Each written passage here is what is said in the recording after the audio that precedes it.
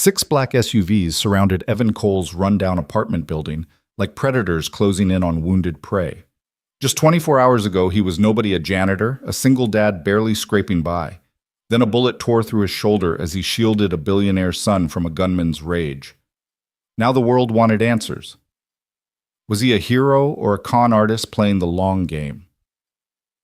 "You're safe, kid," he'd whispered through the pain, not knowing those 3 words would either destroy or transform everything he'd built.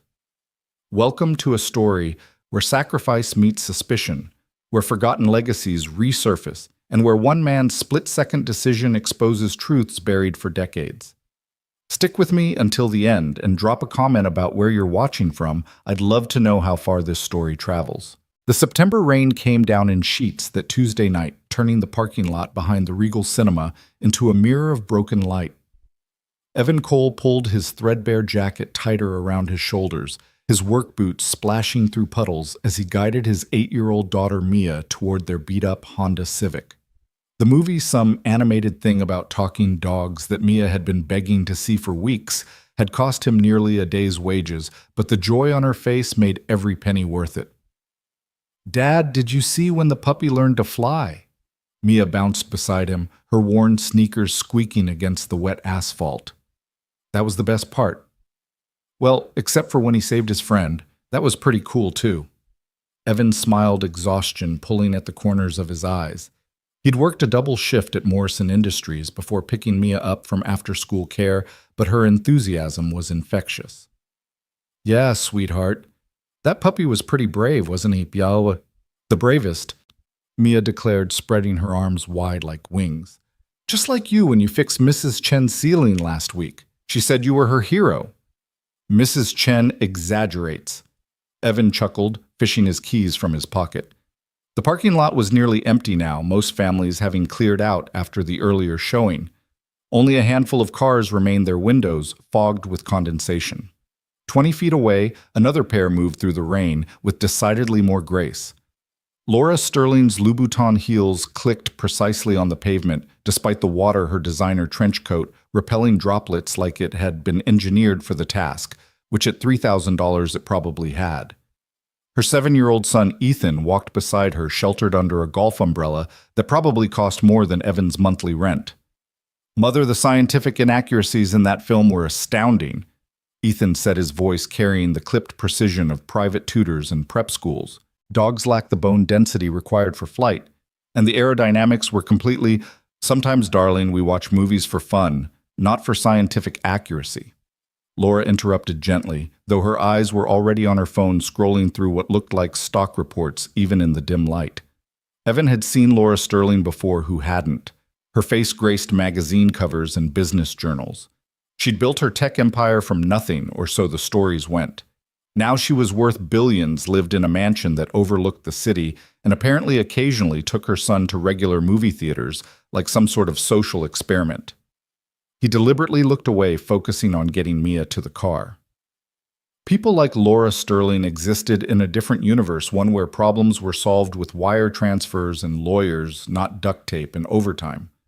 "Dad, I'm cold," Mia said, shivering despite her hand-me-down jacket. "Almost there, baby girl.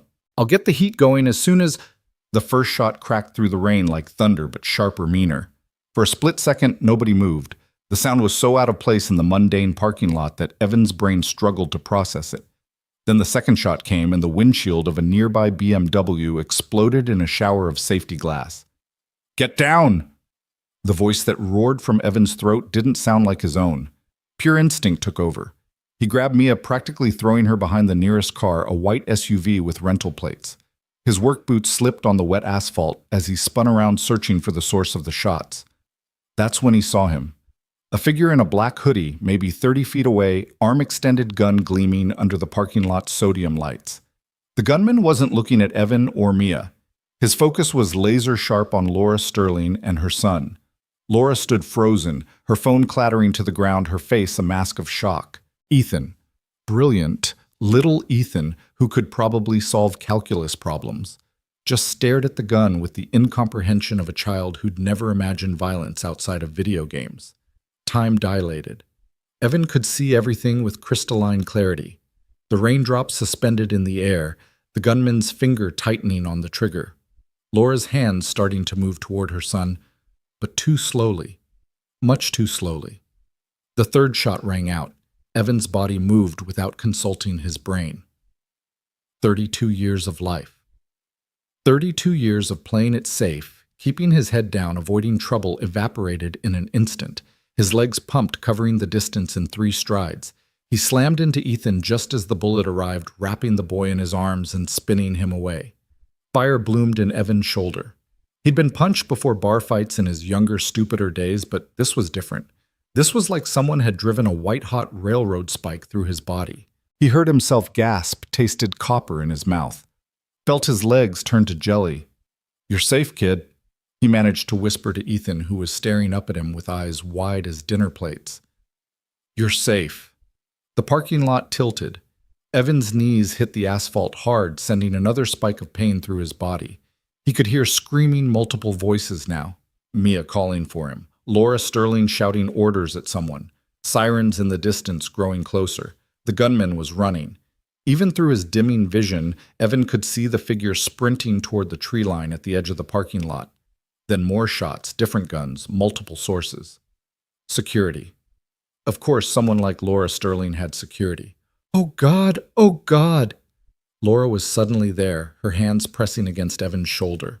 Her $3,000 coat was off, wadded up, being pressed against the wound. "Stay with me. Look at me. What's your name?" "Evan," he managed, though his tongue felt thick. "My daughter, Mia. She's safe. My security has her. She's safe." Laura's voice had the commanding tone of someone used to being obeyed, but underneath it, Evan could hear something else. Fear. Maybe even guilt. "You saved my son. Do you understand? You saved Ethan." Evan tried to nod, but the parking lot was spinning now, the lights smearing into streaks. He could hear Mia crying, wanted to tell her it was okay that Daddy was fine, but the words wouldn't come. What's his blood type? Someone new was talking, paramedic probably. When had the ambulance arrived? How would I know that? Laura's voice frustrated. "Dad has O negative." Mia's voice cut through everything else. "He gives blood every month at the church. He says it's important because O negative can help anybody." Of course she knew. His brilliant, beautiful daughter who memorized everything, who paid attention when he thought she wasn't listening. "Smart girl," the paramedic said. "Okay, we're moving him now. On 3. The world exploded in pain as they lifted him. Evan might have screamed, he wasn't sure. Everything was fragmenting, breaking apart like a movie film burning in the projector.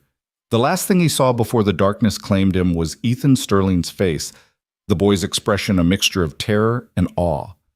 Rain and tears streaming down his cheeks. The kid was holding something, a blue scarf, expensive looking, probably cashmere. He was pressing it against Evan's wound alongside his mother's coat, his small hands shaking but determined.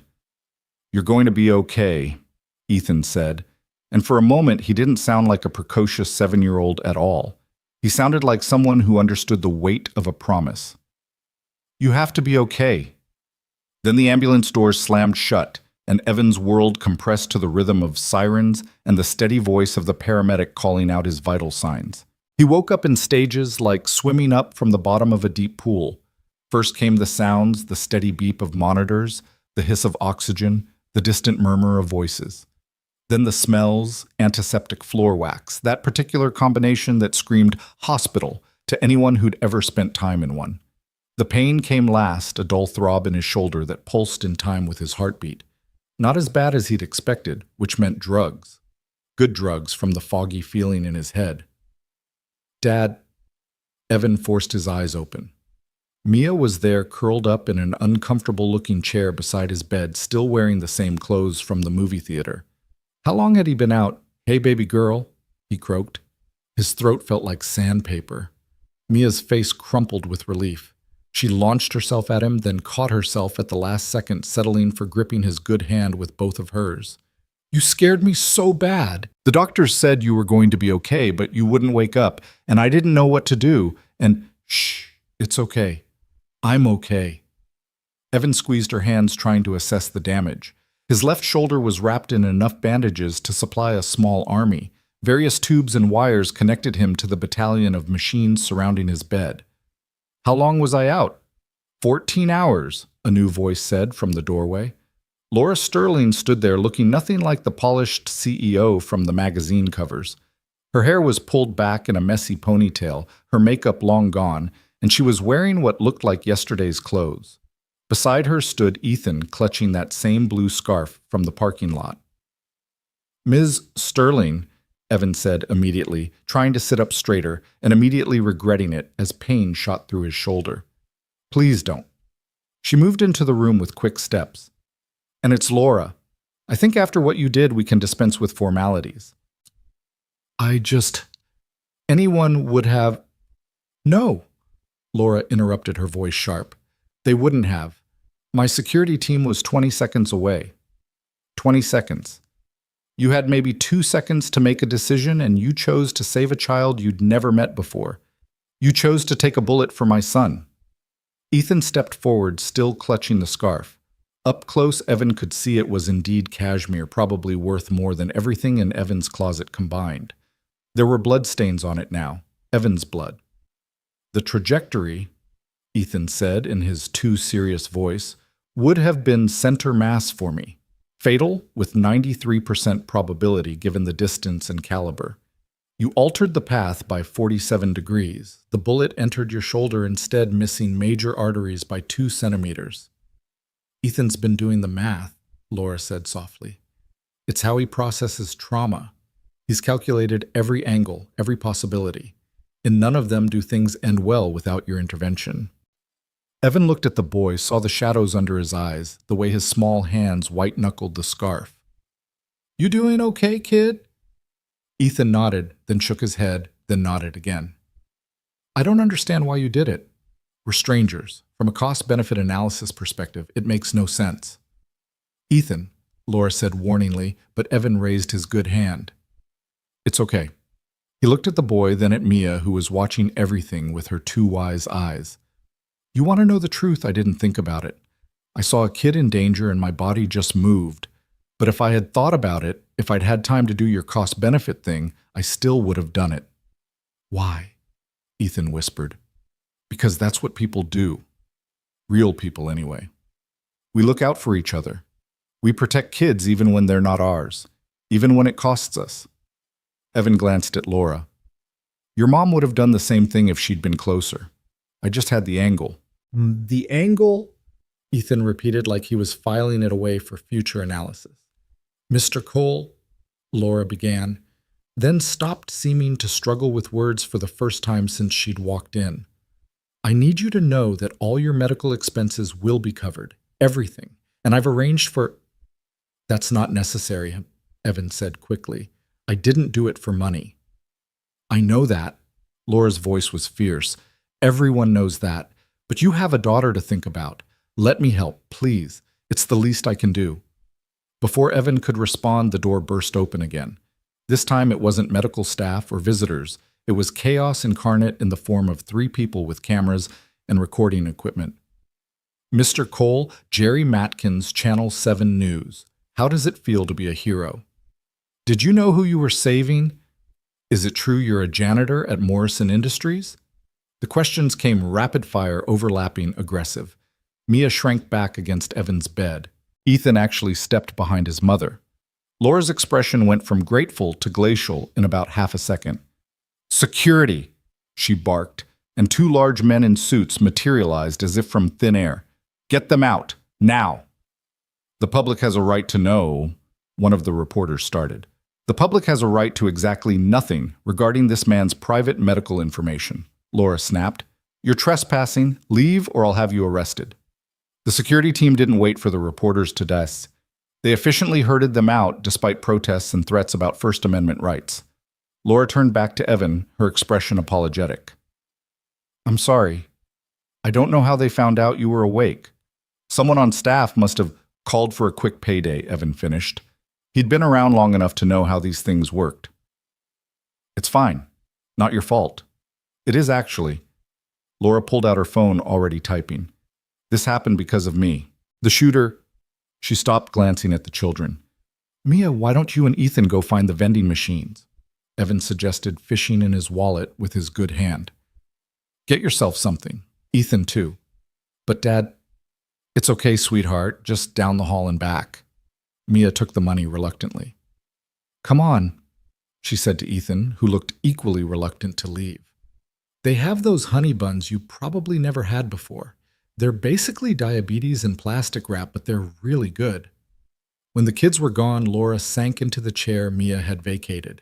For a moment, her CEO mask slipped entirely, and she just looked tired, scared, human. The shooter was Marcus Webb, she said quietly. Former employee. I had to fire him 6 months ago. He'd been stealing proprietary code, selling it to competitors. I could have just let him go quietly, but I pressed charges. Made an example of him.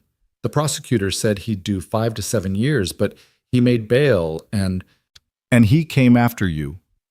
After Ethan, Laura corrected. He came after my son, to hurt me in the worst way possible. Her hands clenched in her lap. Security footage shows he'd been following us for 3 days, waiting for an opportunity. I gave him one by insisting on taking Ethan to a normal theater, trying to give him a normal experience. Don't, Evan said firmly. Don't blame yourself for trying to be a good mom. Laura laughed, but it was bitter. A good mom would have better security. A good mom wouldn't have enemies willing to shoot at her child. A good mom takes her kid to movies even when she's busy running a billion-dollar company, Evan countered. Trust me, I know what bad parenting looks like. What you're doing, isn't it? They sat in silence for a moment. Outside the room, Evan could hear the normal hospital sounds, codes being called, phones ringing, the squeak of gurneys. Normal life continuing while his had been completely upended. The media is going to be relentless, Laura said finally. Your name, your picture, your entire history. It's all going to be public by tomorrow morning. They'll dig into everything. Every parking ticket, every late payment, every moment of your life will be scrutinized. Evan thought about his modest apartment, his ancient car, his work locker at Morrison Industries where he kept his janitor's uniform. Not much to find. I'm pretty boring. That won't stop them from trying to make it interesting. They'll spin stories, create narratives. Hero or opportunist, they'll make you into whatever sells more papers. Why are you telling me this? Because I want to protect you, but I can only do so much. My lawyers can threaten, my PR team can try to control the narrative, but at the end of the day, she shrugged helplessly. You saved my son. The media smells blood in the water. As if to underscore her point, Evan's phone charging on the bedside table began buzzing incessantly. Text after text, call after call. He reached for it with his good hand, saw dozens of unknown numbers, messages from reporters, requests for interviews.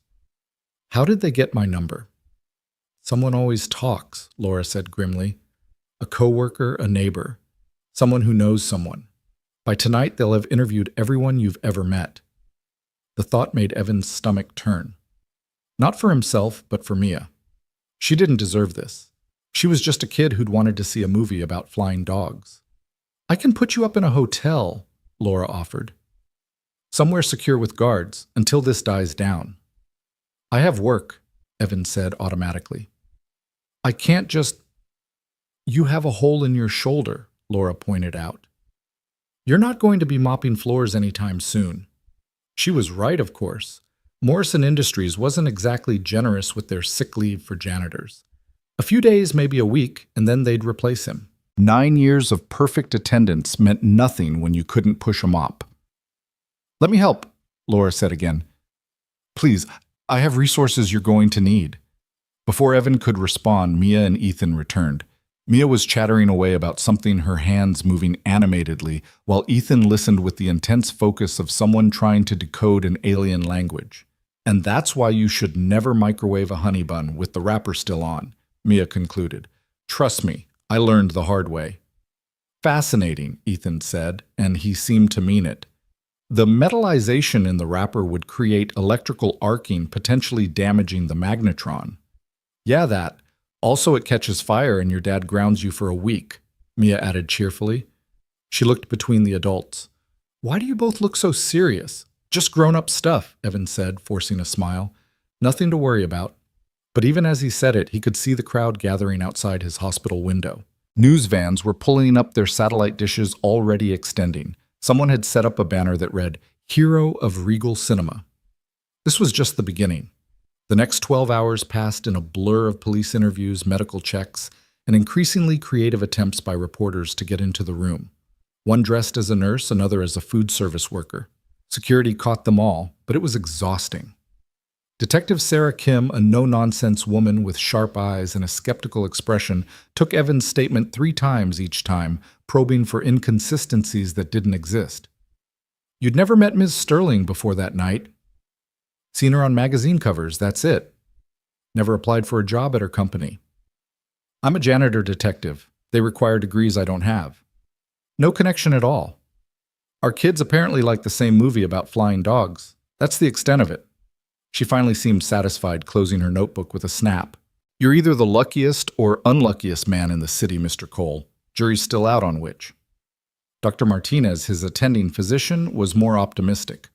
"The bullet went through clean, missed everything vital. You'll need physical therapy, and that shoulder's going to ache when it rains for the rest of your life, but you'll have full use of the arm."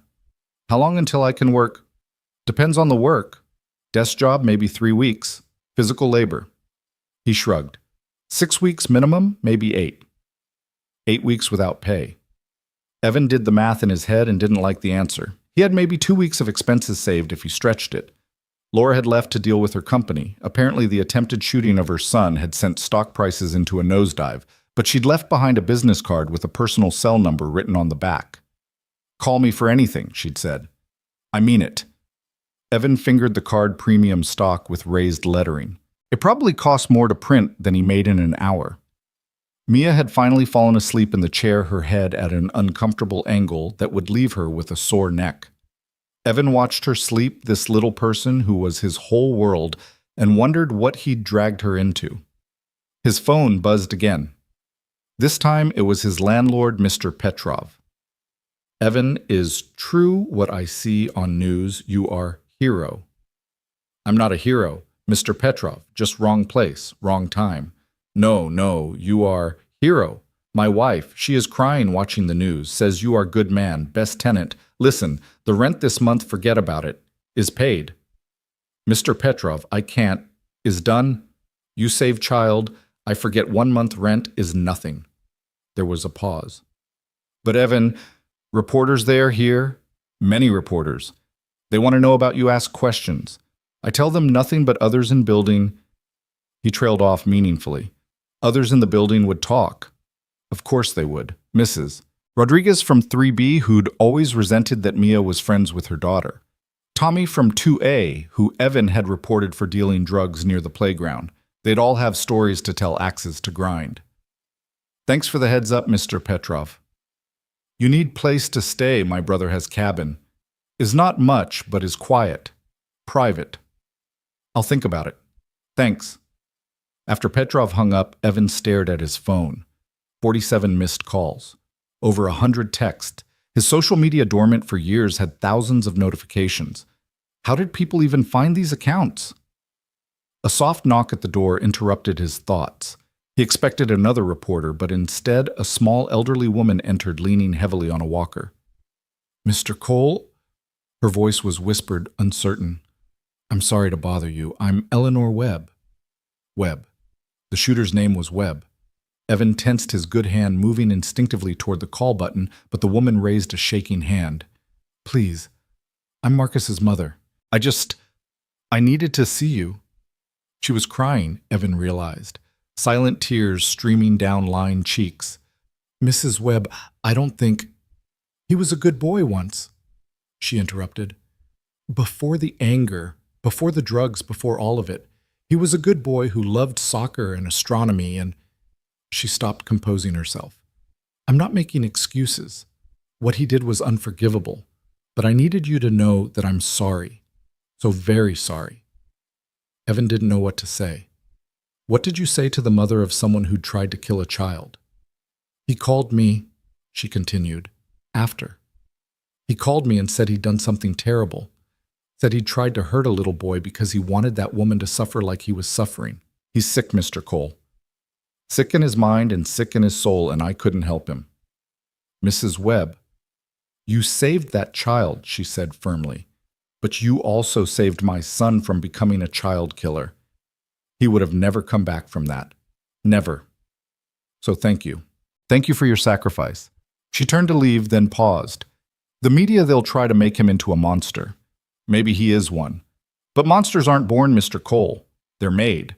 Sometimes by their own choices, sometimes by things beyond anyone's control. Remember that when they come asking questions. She shuffled out, leaving Evan to process what had just happened. The mother of the man who'd shot him had come to thank him. The world had officially gone insane. By evening, the hospital had to establish a perimeter. The crowd outside had grown to hundreds, some supporters with signs calling him a hero. Others, how were there others, claiming it was all a publicity stunt. Police barriers went up. Security guards were posted. Evan watched it all from his window, Mia sleeping fitfully beside him. She'd refused to leave, and the nurses had taken pity bringing in a cot for her. But even in sleep, she looked troubled, her face creased with worry. Quite a circus. Evan turned to find a man in an expensive suit standing in his doorway. Not a reporter, he had the kind of presence that suggested lawyer or worse, politician. I'm James Harrison, Ms. Sterling's head of security. He entered without invitation, his eyes scanning the room with professional assessment. I failed in my job last night. You did it for me. You weren't there. I should have been. That's the point. Harrison moved to the window, studying the crowd below. We've identified 3 credible threats against you in the last 6 hours. Threats against me, why? Because Marcus Webb has friends? Because some people think you're a fraud looking for a payout? Because the internet is a cesspool where anonymous cowards make threats for fun? He turned from the window. Ms. Sterling wants to move you and your daughter to a secure location. I haven't agreed to that. You haven't seen the threats. Harrison pulled out his phone, showed Evan a screenshot. The words made his blood run cold. They weren't threatening him, they were threatening Mia. Detailed, specific threats about what they'd do to a little girl whose father dared to play hero. Jesus, Evan breathed. These people probably won't do anything. 99% of online threats are just keyboard warriors venting. But that 1%, Harrison pocketed his phone. Can you afford to take that chance? Evan looked at Mia, still sleeping, still innocent of how ugly the world had become overnight. Where would we go? Ms. Sterling has a property in Westchester. Gated community, private security, excellent schools. I can't afford... You're not being asked to pay rent, Mr. Cole. You're being asked to keep your daughter safe while this situation resolves. The situation. Like it was a business problem to be managed, not a fundamental upheaval of their entire life. I need to think about it. Harrison placed a card on the bedside table. My direct line. When you're ready, and you will be ready, once you see tomorrow's news coverage, call me. He left as suddenly as he'd arrived. Evan picked up the card, plain white with just a phone number. No name, no title. The kind of card people carried when they did things that couldn't be publicized. The sun was setting, painting the hospital room in shades of orange and red. Somewhere out there, Marcus Webb was in custody, probably being interrogated. Laura Sterling was managing a corporate crisis. Ethan was trying to process trauma through mathematics. And Evan Cole, janitor, single father, nobody special, was lying in a hospital bed with a hole in his shoulder and his entire life splashed across the news. Mia stirred, her eyes fluttering open. Dad, right here, baby girl. Are we going to be okay? It was such a simple question with such a complicated answer. They were alive, that was something. But okay, Evan wasn't sure they'd ever be okay in the same way again. Yeah, he lied, pulling her close with his good arm.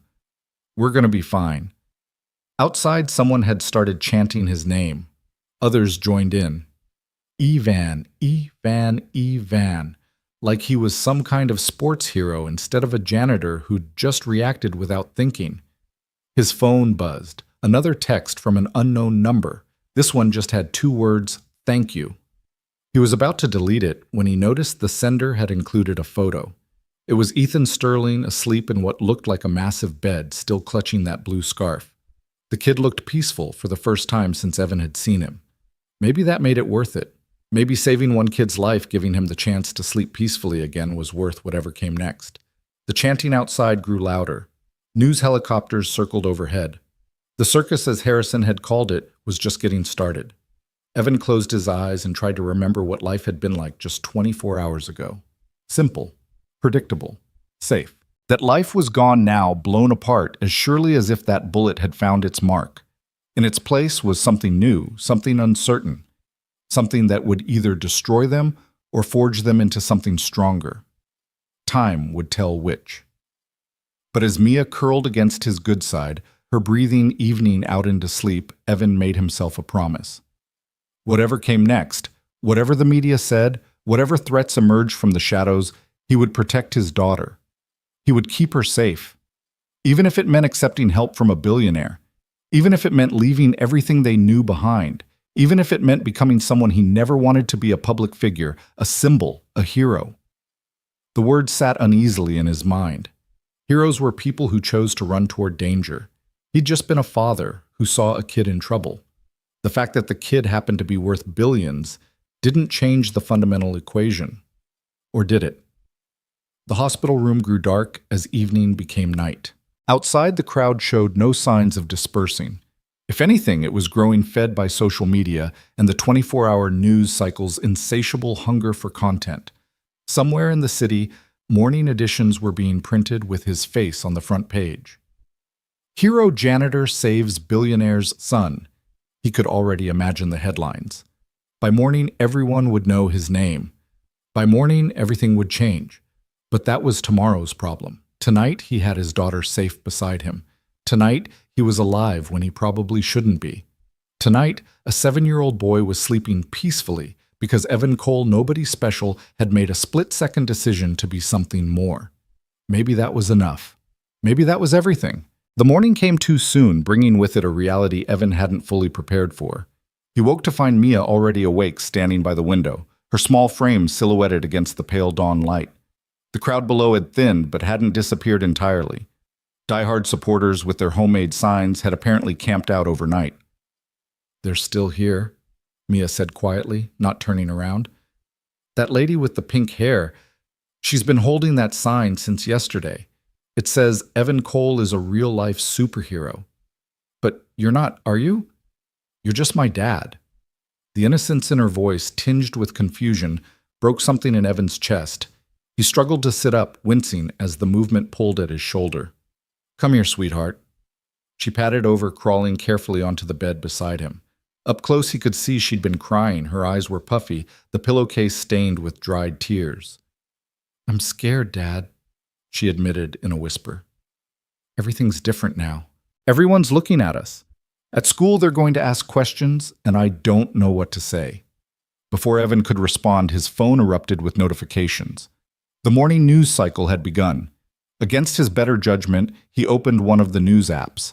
His own face stared back at him, a driver's license photo from years ago when he'd been younger, less worn down by life. The headline read, "From Zero to Hero, the minimum wage worker who saved a billionaire's son." The article was worse than he'd imagined. They'd found everything. His bankruptcy filing from 5 years ago when Mia's mother had left them with medical debt. His work history, a string of manual labor jobs that painted a picture of someone going nowhere fast. They'd even interviewed his high school guidance counselor who remembered him as unremarkable but pleasant. Mr. Cole displayed no particular ambition or exceptional qualities during his time at Jefferson High, the counselor was quoted as saying. "It's surprising to see him in this situation." Surprising. Like saving a child's life was somehow out of character for someone who mopped floors for a living. Another article took a different angle. Questions arise about hero janitor's motives. This one quoted anonymous sources suggesting Evan had recognized Laura Sterling and saw an opportunity.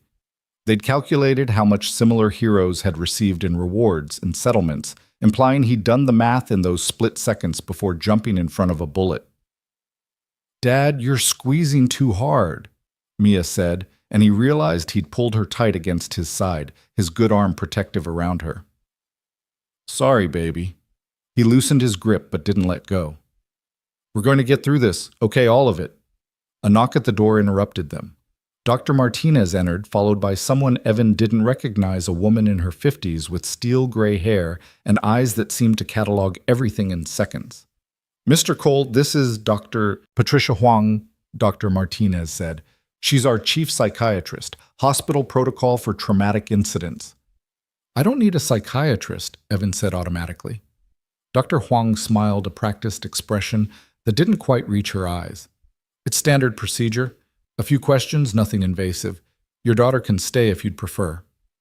She went through a checklist of questions about his mental state, his sleep, his appetite.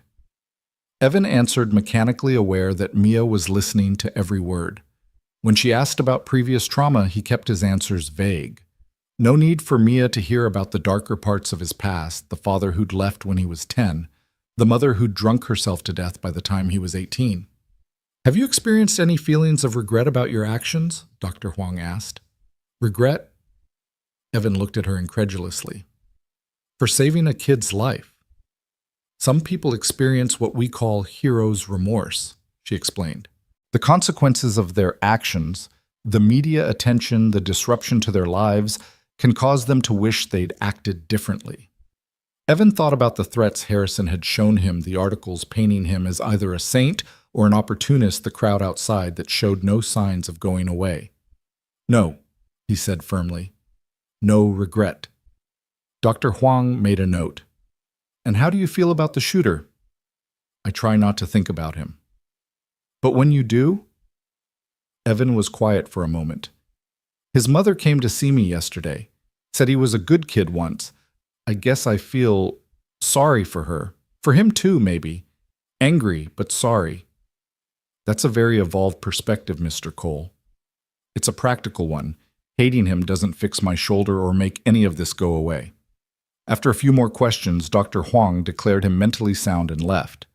Dr. Martinez checked his bandages, adjusted his medication, and mentioned something about discharge papers for tomorrow. Tomorrow. Evan would have to leave the relative safety of the hospital and face whatever waited outside. The thought made his stomach clench. His phone rang. The number was blocked, but he answered anyway. It could be Harrison or someone from Laura's team. Evan Cole? The voice was male, professional, unfamiliar. Who's this? My name is Richard Blackwood. I'm a producer with Nightline News. We'd like to offer you an exclusive interview. Tell your side of the story. Not interested. We're prepared to offer $50,000 for an exclusive. Evan nearly dropped the phone. $50,000 would cover their expenses for over a year. It would mean security stability, maybe even a better apartment in a safer neighborhood. I said I'm not interested. $75,000. That's our final offer. My answer's the same at any price. There was a pause. You know, Mr. Cole, the story's going to be told with or without your input. Don't you want to control the narrative? Goodbye, Mr. Blackwood. He hung up, but the phone immediately rang again. Different number, same pitch, then another and another. By the fifth call, he turned the phone off entirely. Why didn't you take the monies? Mia asked. $75,000 is a lot, right? It is, Evan agreed.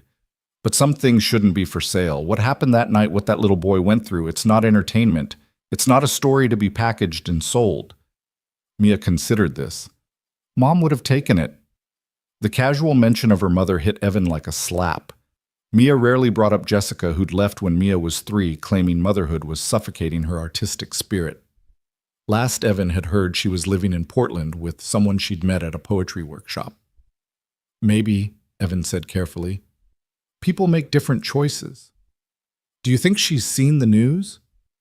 Do you think she knows what happened? I don't know, sweetheart. Would she come back if she knew? The hope in Mia's voice was heartbreaking.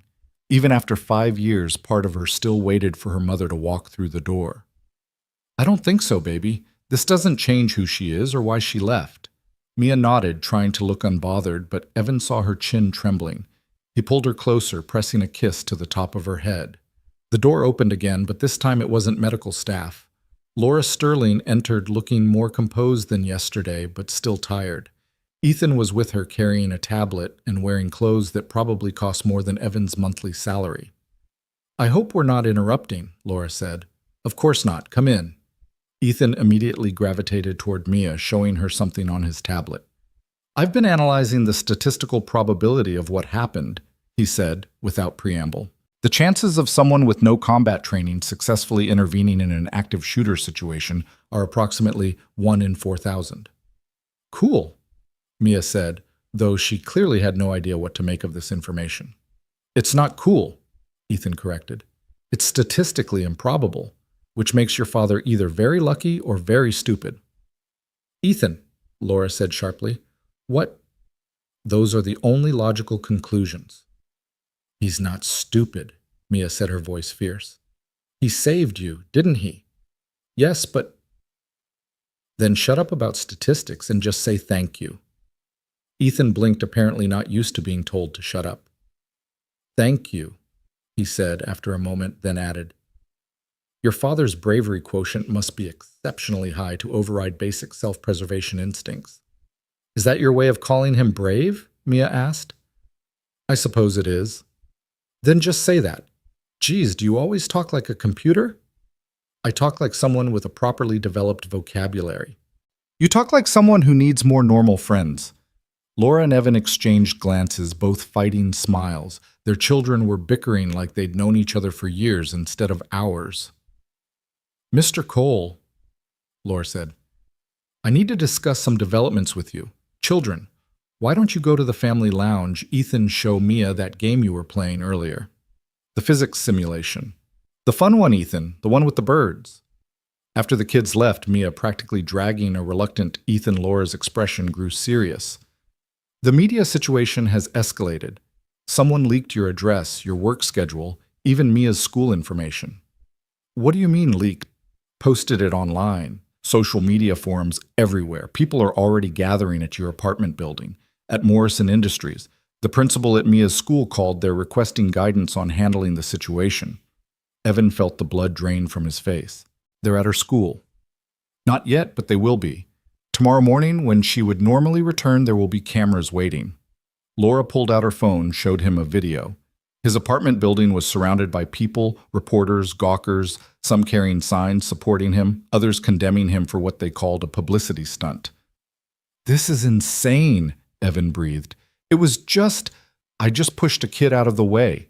You saved my son's life, Laura corrected. And like it or not, that makes you part of our world now. The scrutiny, the judgment, the complete loss of privacy, this is what we deal with every day. I didn't ask for this. No, you didn't, which is why I want to help you navigate it. She pulled out a folder, placed it on his bed. I've had my lawyers draw up some paperwork, not charity, she added quickly, seeing his expression. A job offer. Evan opened the folder, his eyes widening at the numbers. Community safety advisor, I don't even know what that means. It means you'd help develop safety protocols for our facilities, review security plans, provide input based on your unique perspective. Laura's smile was wry. It's a real position with real responsibilities, not a handout. The salary reflects the value of keeping my son alive. The salary was more than he'd make in 5 years as a janitor. It included health insurance, a company car, education fund for Mia, everything he'd ever wanted to provide for his daughter, but never could. This is too much, he said. It's not enough, Laura countered. But it's what I can offer without insulting you. Please, Mr. Cole, let me do this. Before he could respond, his phone, which he'd turned back on, exploded with alerts. Not calls this time, but news notifications, all with variations of the same headline, Hero Janitor's Dark Past Revealed. Evan's heart sank as he opened one of the articles. They'd found it. The thing he'd never told anyone, not even Mia. The reason he'd left Chicago 15 years ago. The incident at the warehouse where he'd worked security. The fire that had killed 3 people. The investigation that had cleared him of wrongdoing but left questions. He'd been 22 working night shifts to pay for community college. The fire had started in a section he was supposed to patrol, but he'd been in another part of the building helping a coworker who'd fallen and injured himself. The investigation had concluded the fire was arson, likely insurance fraud by the owner. Evan had been cleared, but the families of the victims had always wondered if he'd been where he was supposed to be. Could he have spotted the fire earlier? Could those 3 people have lived? They make it sound like I was negligent, Evan said, his voice hollow. Like I chose to let people die. Laura took the phone, read quickly. This is a hit piece. Someone's feeding them information, shaping a narrative. She looked at him sharply. Who knew about this? Nobody. I mean, it's public record, but I never told anyone here. I moved to New York to start fresh, get away from the guilt. The guilt from something that wasn't your fault? 3 people died. Maybe if I'd... Stop.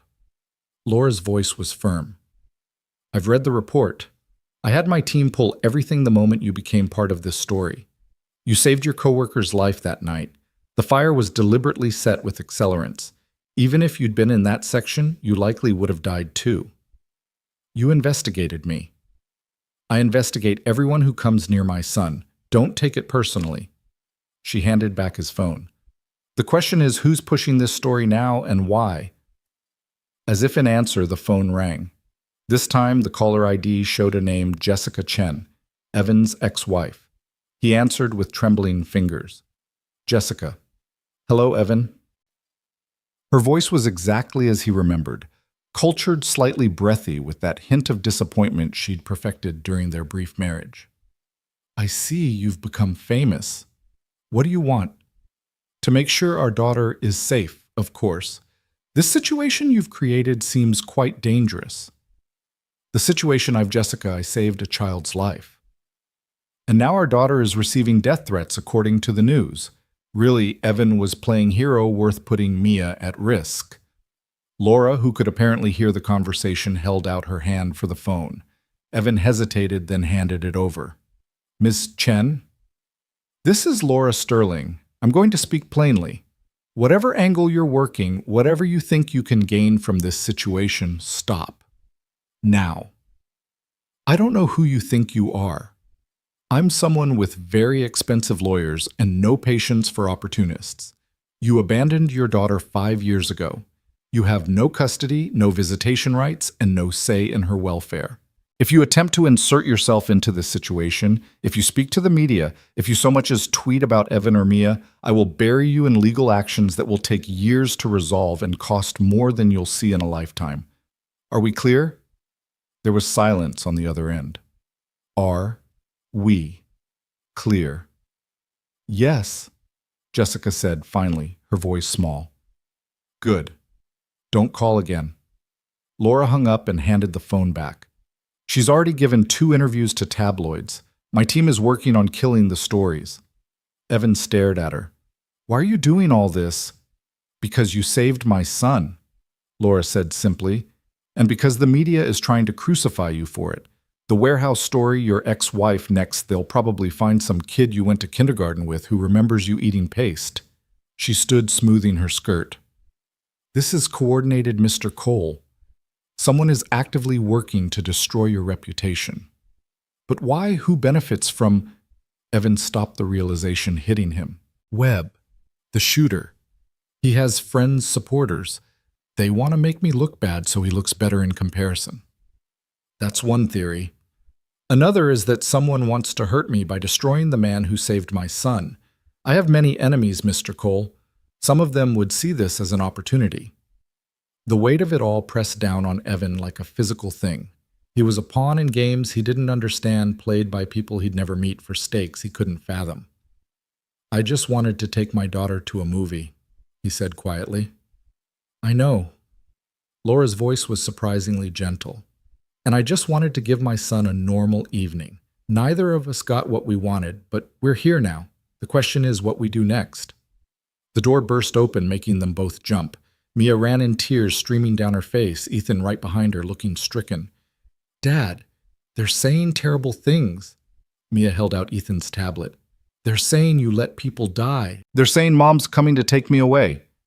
They're saying, hey, come here. Evan pulled her against him, ignoring the pain in his shoulder. It's okay. None of that's true, baby girl. But everyone's reading it.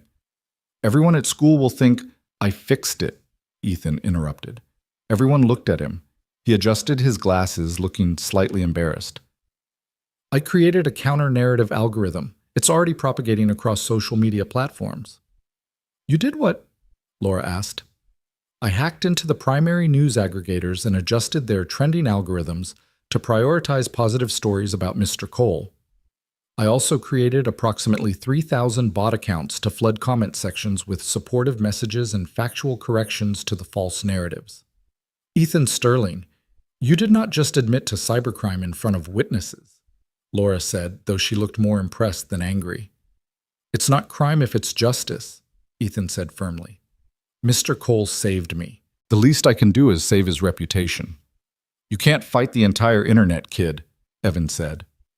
Watch me, Ethan replied with a determination that reminded Evan of the boy's mother. I've already traced the source of the warehouse story. It originated from an IP address associated with Marcus Webb's former colleague at Morrison Industries. They're coordinating the smear campaign through an encrypted messaging app, but I'm working on breaking their encryption.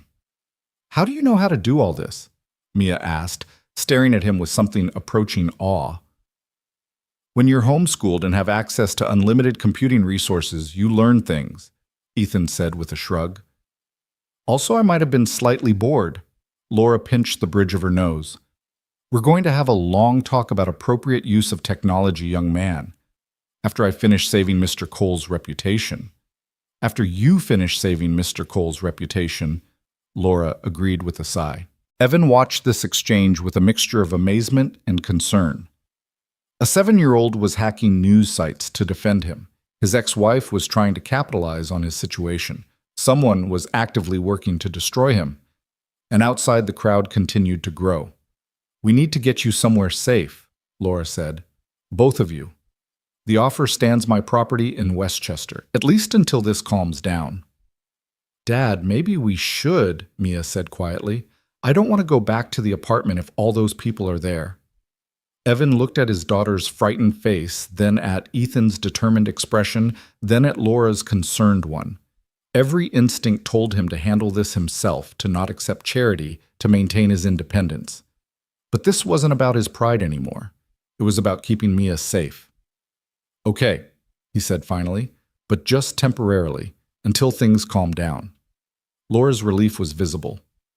I'll have Harrison arrange everything. You'll be discharged tomorrow. That's what they tell me. Then tomorrow you disappear. We'll get you out quietly before the media knows you've left. She gathered her things, then paused. Mr. Cole Evan, I know this isn't what you wanted, but sometimes life forces us into roles we never asked for. The question isn't whether we deserve them, but what we do with them. After she and Ethan left, Ethan promising to text Mia updates on his cyber campaign, the room felt too quiet. Mia curled up against Evan's good side, both of them staring at the ceiling. Everything's different now, isn't it? She asked. Yeah, baby girl. Everything's different. Are we still going to be us? Even with all this craziness? Evan pressed a kiss to her forehead. We're always going to be us. No matter where we live or what people say or how crazy things get. You and me against the world, remember? You and me against the world, Mia repeated, but she sounded uncertain. Outside, someone had started playing music. Evan recognized the song Hero by Mariah Carey. Someone else was giving a speech about citizen bravery. A news helicopter circled overhead, its spotlight occasionally sweeping across their window. His phone buzzed with another notification. This time, it was from his supervisor at Morrison Industries. Don't bother coming back. Your position has been terminated. Your final check will be mailed. 9 years. Perfect attendance, gone with a text message. But then another text came through, this one from an unknown number. Mr. Cole, I'm Sarah Walsh from Channel 12. I want you to know that not all of us are vultures. Some of us still believe in reporting the truth. When you're ready to talk, really talk, not for money or ratings. I'm here. Then another from a different unknown number. You don't know me, but you saved my daughter once. Not from a bullet, but from drowning at the community pool 3 years ago. You probably don't remember you just jumped in and pulled her out like it was nothing. You're a hero to our family, always have been. Evan did remember vaguely. A little girl who'd slipped into the deep end while her parents were distracted. He'd been there with Mia, had reacted without thinking, just like with Ethan.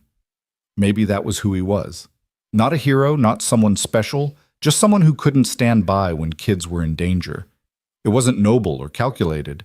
It was just instinct. More texts came through, some supportive, some hostile, some from reporters, some from strangers. His old life, the anonymous existence of Evan Cole, the janitor, was officially over. In its place was something he didn't yet understand, a public persona being shaped by forces beyond his control. But as Mia's breathing deepened into sleep, as the noise outside became white noise, as his shoulder throbbed with each heartbeat, Evan made a decision. He couldn't control what people said or thought.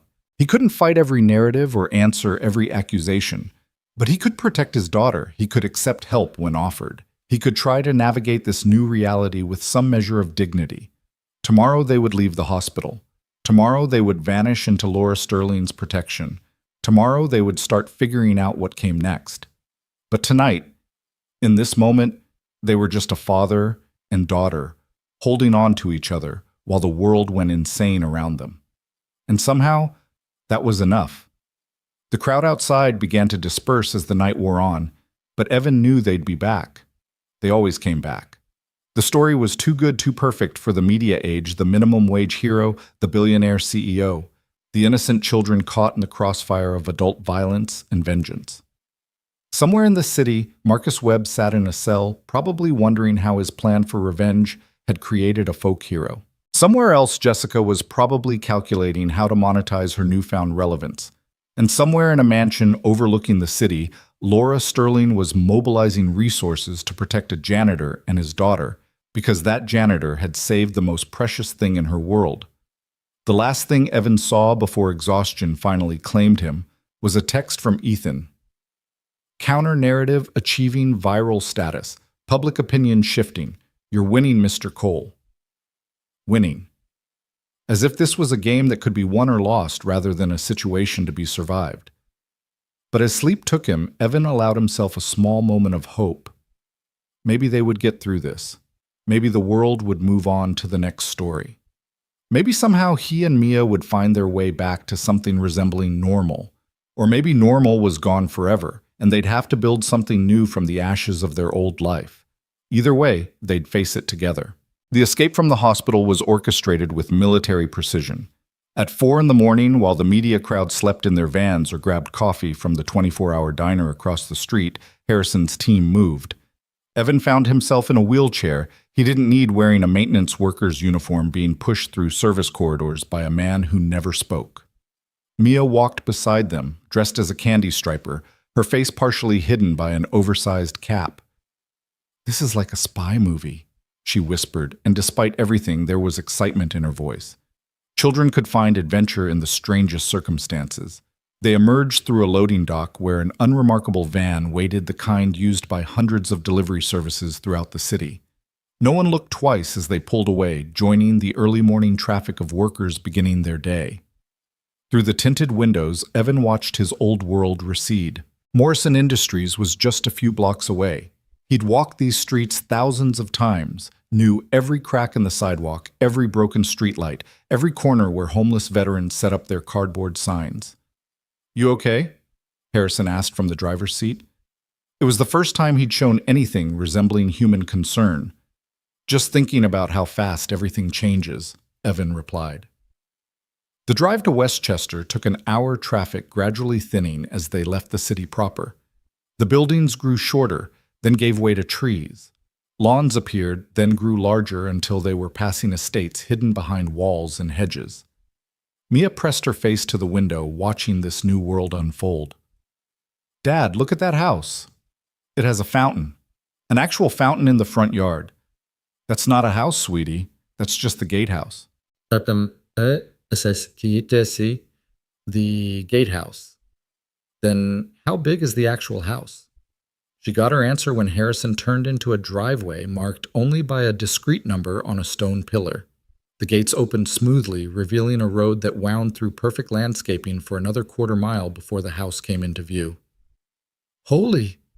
Mia breathed, then caught herself. Wow! It wasn't a mansion in the ostentatious sense. Laura Sterling had better taste than that. It was a colonial revival, all clean lines and perfect proportions, large enough to be impressive, but not so large as to be absurd. The kind of place that whispered money rather than shouting it. "This is the guest house," Harrison said, pulling up to a smaller structure, though smaller was relative. It was still twice the size of anywhere Evan had ever lived. "Ms. Sterling thought you'd be more comfortable with your own space." The interior was furnished in what Evan guessed was expensive simplicity. Everything was neutral colors and natural materials, comfortable without being casual. Mia ran from room to room, her footsteps echoing on hardwood floors. "Dad, there's 3 bedrooms and 2 bathrooms, And the kitchen has one of those fridges with the water in the door. Evan stood in the living room feeling profoundly out of place. His work boots, the only shoes he'd had at the hospital, seemed wrong against the Persian rug. His clothes, the same ones from the shooting with the addition of the maintenance uniform shirt, felt like a costume. "There's clothing in the master bedroom," Harrison said, reading his discomfort. "We guessed its sizes. Food in the kitchen. The main house is a 5-minute walk through the gardens. Ms. Sterling would like to see you for dinner at 7. "This is too much," Evan said. "This is necessary," Harrison corrected. "Your apartment building is still surrounded. Mia's school has had to hire additional security. 3 different people have tried to break into your actual apartment claiming they wanted souvenirs." He pulled out his phone, showed Evan a photo. Someone had spray-painted "Hero" on his apartment door. Someone else had written "Fraud" over it. "The world has lost its mind," Evan muttered. "The world was always insane. You just weren't famous enough to notice." Harrison headed for the door, then paused. "Some advice: don't fight this. Don't try to go back to what was. That life is over. The sooner you accept that, the easier this transition will be." After he left, Evan found Mia in what she'd already claimed as her room, bouncing on a bed that looked like it cost more than his car. "Can you believe this place?" she asked. "It's like we're different people." "We're not different people," Evan said firmly, sitting on the edge of the bed. "We're the same people in a different place, that's all." "But for how long Ms. Sterling can't let us live here forever?" It was a good question, one Evan didn't have an answer for. He was saved from trying by his phone ringing. The number was unfamiliar, but he'd learned to answer everything it could be important. "Mr. Cole." "This is Father Miguel from St. Catherine's Community Center." Evan sat up straighter. Father Miguel had been a fixture in their neighborhood for 20 years, running programs for kids, food banks, for families in need. He was one of the good ones. "Father, how did you get this number?" "Your landlord, Mr. Petrov. He thought you should know what's happening here." The priest's voice was heavy. "The memorial has grown quite large." "Memorial?" "People have been leaving flowers, cards, toys for children. The spot where you were shot, someone's marked it. They're calling it sacred ground. That's ridiculous. Perhaps. But I'm not calling about that. I'm calling because someone else has been here. An old woman, Eleanor Webb. She's been sitting by the memorial for hours crying. She says she needs to tell you something about your grandfather." "My grandfather? He died when I was 3. I barely remember him." "She says she knew him, says there are things you need to know." "Mr. Cole, I wouldn't bother you with this, but she seems quite desperate, and given everything that's happened..." Evan looked at Mia, who was pretending not to listen while clearly hanging on every word. "Father, I can't come back to the city right now. It's not safe." "I understand, but perhaps I could bring her to you? She's quite elderly, no threat to anyone." It was probably nothing. Some confused old woman mixing up memories. But Eleanor Webb, the shooter's mother, had known something, had mentioned something about recognition in her eyes when she'd looked at him. "Okay," Evan said finally, "but not here. Somewhere public, safe. There's a diner in Yonkers, the Blue Moon. Could you meet us there in 2 hours?" Evan agreed and hung up. Mia was looking at him with curious eyes. "We're going to meet someone," he told her. "Someone who might have known your great-grandfather." "I thought we were supposed to stay hidden." "We are, but some things are worth the risk." 2 hours later, they sat in a corner booth at the Blue Moon Diner, a place that had probably looked exactly the same since 1962. Father Miguel arrived first, his familiar face a comfort in this strange new reality. Behind him, moving slowly with a walker, came Eleanor Webb. She looked older than she had in the hospital, as if the past few days had aged her years. Her eyes, when they found Evan's face, filled with tears. "Oh my God," she whispered. "You look just like him." "Like who?" "Samuel Cole, your grandfather." She lowered herself into the booth with Father Miguel's help. "I was 17 when I met him. He worked at the factory with my father. Such a quiet man, but kind. Always kind." "Mrs. Webb, I appreciate..." "Please let me finish. I need to tell this story. I've held it too long." She pulled out a photograph, yellow with age. It showed a man in work clothes standing in front of a brick building. The resemblance to Evan was unmistakable, the same jaw, the same eyes, the same way of holding himself slightly apart from the world. This was taken 6 months before the fire, Eleanor said.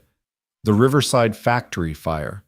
43 children were trapped in the daycare on the 3rd floor. The stairs had collapsed. Everyone said it was hopeless. Evan had heard fragments of this story from his mother, but she'd always been vague about details lost in her own grief and bourbon. Your grandfather was walking past when it started.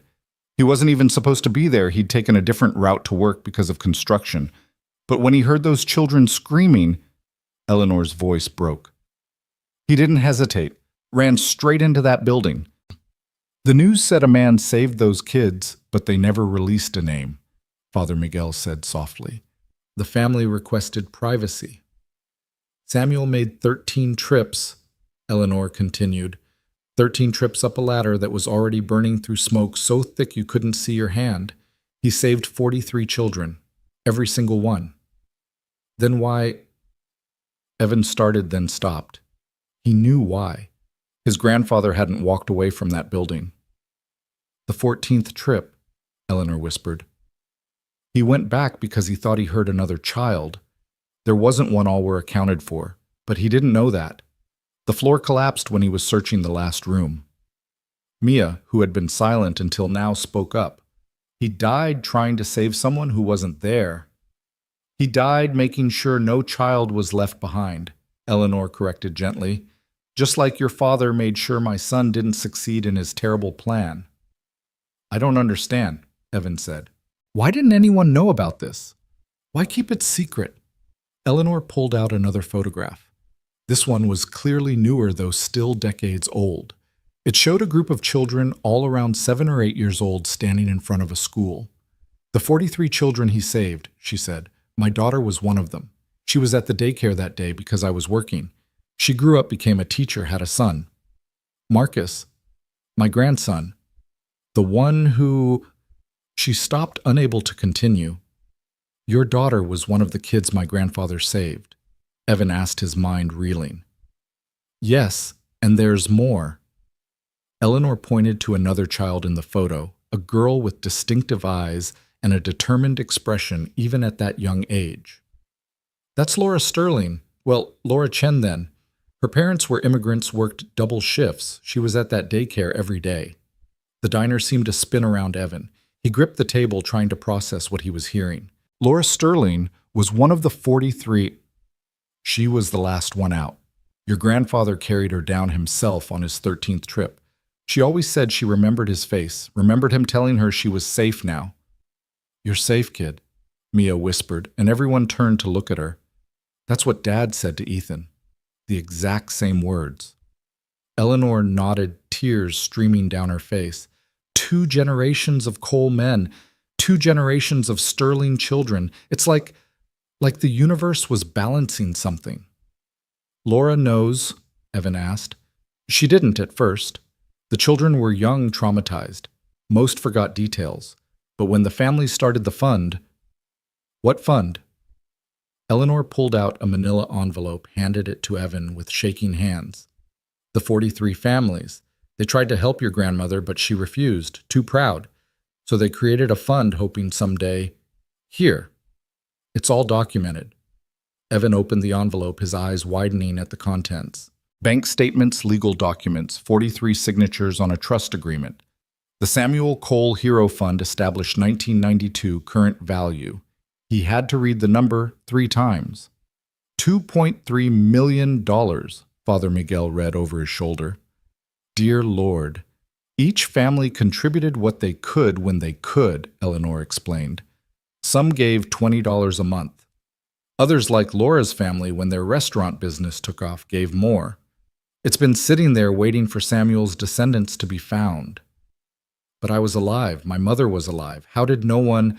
Your grandmother moved after Samuel died, changed her name back to her maiden name, tried to disappear from the grief. Your mother was raised as Patricia Mills, not Patricia Cole. It was only when I saw you on the news, heard your name, saw your face, I knew. And when I checked the records, confirmed your mother's maiden name. Evan stared at the papers, unable to speak. His entire life he'd struggled with money, watched his mother drink herself to death in poverty, raised Mia on minimum wage and food stamps. And this had been sitting here waiting. "Why didn't my grandmother want help?" Mia asked, always direct. "Pride," Eleanor said simply. "And grief." She said Samuel wouldn't want charity, that he'd just done what anyone would do. Sound familiar? She looked pointedly at Evan. "This changes everything," Father Miguel said softly. "Mr. Cole, you're not just some random hero. You're literally carrying on your grandfather's legacy." "I didn't know," Evan said numbly. "When I jumped in front of that bullet, I didn't know any of this." "That makes it more powerful, not less," Eleanor said. She reached across the table, gripped his hand with her frail ones. "My grandson tried to kill a child whose life exists because of your grandfather's sacrifice, and you stopped him. You completed a circle that's been waiting to close for 30 years. The diner had gone quiet around them. The few other patrons were staring, and Evan realized someone was recording with their phone. The story would be out within hours. "We should go," he said, starting to stand. "Wait." Eleanor pulled out one more item, a pocket watch, its gold surface worn smooth with age. This was Samuel's. He was carrying it when your grandmother wanted it buried with him, but the funeral director saved it, gave it to me years later when he was retiring. I've been keeping it, hoping someday. She placed it in Evan's palm. It was heavier than he expected, warm from her touch. When he opened it, the inside was inscribed, "Time is precious. Waste none of it. S.C." "The hands don't move quite right," Eleanor said. "Damaged in the fire, but it still keeps time just a little different from everyone else's." Like the Cole men themselves, Evan thought, moving to their own rhythm, responding to their own calls. His phone rang. Laura's number. "Evan, where are you?" Her voice was urgent. "Harrison says you left the property." "I'm in Yonkers, at a diner. Laura." "I need to talk to you about—" "Get back here now. Someone leaked your location. The media is already mobilizing." Through the diner window, Evan could see the first news van pulling up. Then another. How did they move so fast? "We need to go," he told the others, helping Eleanor to her feet. "Mr. Cole," she said urgently. "The 43 families. They want to meet you. They want to thank you." "Later," he said, though he wondered if there would be a later or if he'd spend the rest of his life running from moments like this. They made it to the car just as the first reporter reached them. "Mr. Cole, is it true your grandfather was the hero of the Riverside fire?" "No comment," Evan said, shielding Mia as they moved. "Did you know Laura Sterling's life was saved by your grandfather?" That stopped him. He turned, saw the reporter, a young woman with hungry eyes and a predatory smile. "Sometimes," he said quietly, "the universe writes its own stories. We're just the characters trying to keep up." It wasn't much of a quote, but it was all he had. They drove away as more vans arrived, the story already spreading across social media like wildfire. By the time they reached the gate of Laura's property, his phone had hundreds of messages. Laura was waiting in the driveway of the guest house, Ethan beside her. Her face was unreadable as they got out of the car. "Is it true?" she asked without preamble. "About your grandfather?" Evan held out the photograph Eleanor had given him, the one of the 43 children. Laura took it with trembling hands, studied it. "Oh my God," she whispered. "That's me. That little girl is me." She looked up at him, her composed CEO facade completely gone. "I remember him. Not clearly, but I remember being carried, someone telling me I was safe. My parents talked about him like he was a saint. The man who gave his life for children he didn't even know." "Apparently saving Sterling children is a Cole family tradition," Evan said, attempting levity but achieving only exhaustion. Laura moved suddenly, pulling him into a fierce hug that made his shoulders scream in protest. "This can't be coincidence. It can't be." "Mom, you're hurting him," Ethan said, but he was staring at Evan with something approaching awe. "The probability of this occurrence is effectively zero. 2 generations, same families, same sacrifice pattern. It's statistically impossible unless—" "Unless what?" Mia asked. "Unless there's something in the Cole genetic code. A predisposition toward heroic intervention. A literal hero gene." "There's no such thing," Evan said. Isn't there? Laura pulled back, wiping her eyes. Your grandfather ran into a burning building for children he didn't know. You jumped in front of a bullet for a child you didn't know. That's not normal human behavior. That's something else. That's being a decent person when it counts, Evan said firmly. No, Laura said. I've met a lot of decent people. Most of them would have frozen, would have thought about their own safety, their own families. You didn't think. Neither did Samuel. That's not decency, that's programming. Before Evan could argue, Harrison appeared, his expression grim. We have a situation. The media has the story about Samuel Cole. It's everywhere, and he hesitated. What you? Laura demanded. The 43 families, they're organizing. They want a press conference. They want to publicly thank Mr. Cole to tell the full story. All of them doctors, teachers, a senator, CEOs. The children Samuel saved grew up to be quite accomplished. A senator? Evan asked weakly. Senator Patricia Kemp. She was 4 when your grandfather carried her out. She's flying in from Washington, says she owes her entire life to the Cole family. Evan sank onto the front steps of the guest house, his head in his hands. This was spiraling beyond anything he could have imagined. He just wanted to save a kid, that's all. A simple act that should have been a footnote in a police report. Instead, it had become something else entirely. Mia sat beside him, slipping her small hand into his. Dad, are you okay?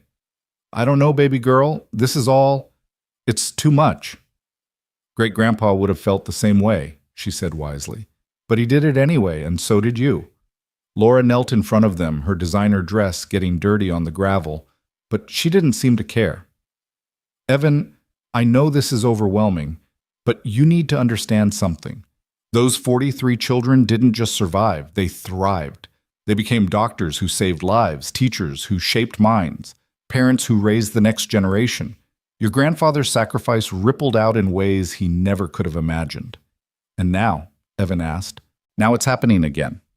Ethan will grow up. He'll run my company someday or build his own. He'll innovate, create, employ thousands.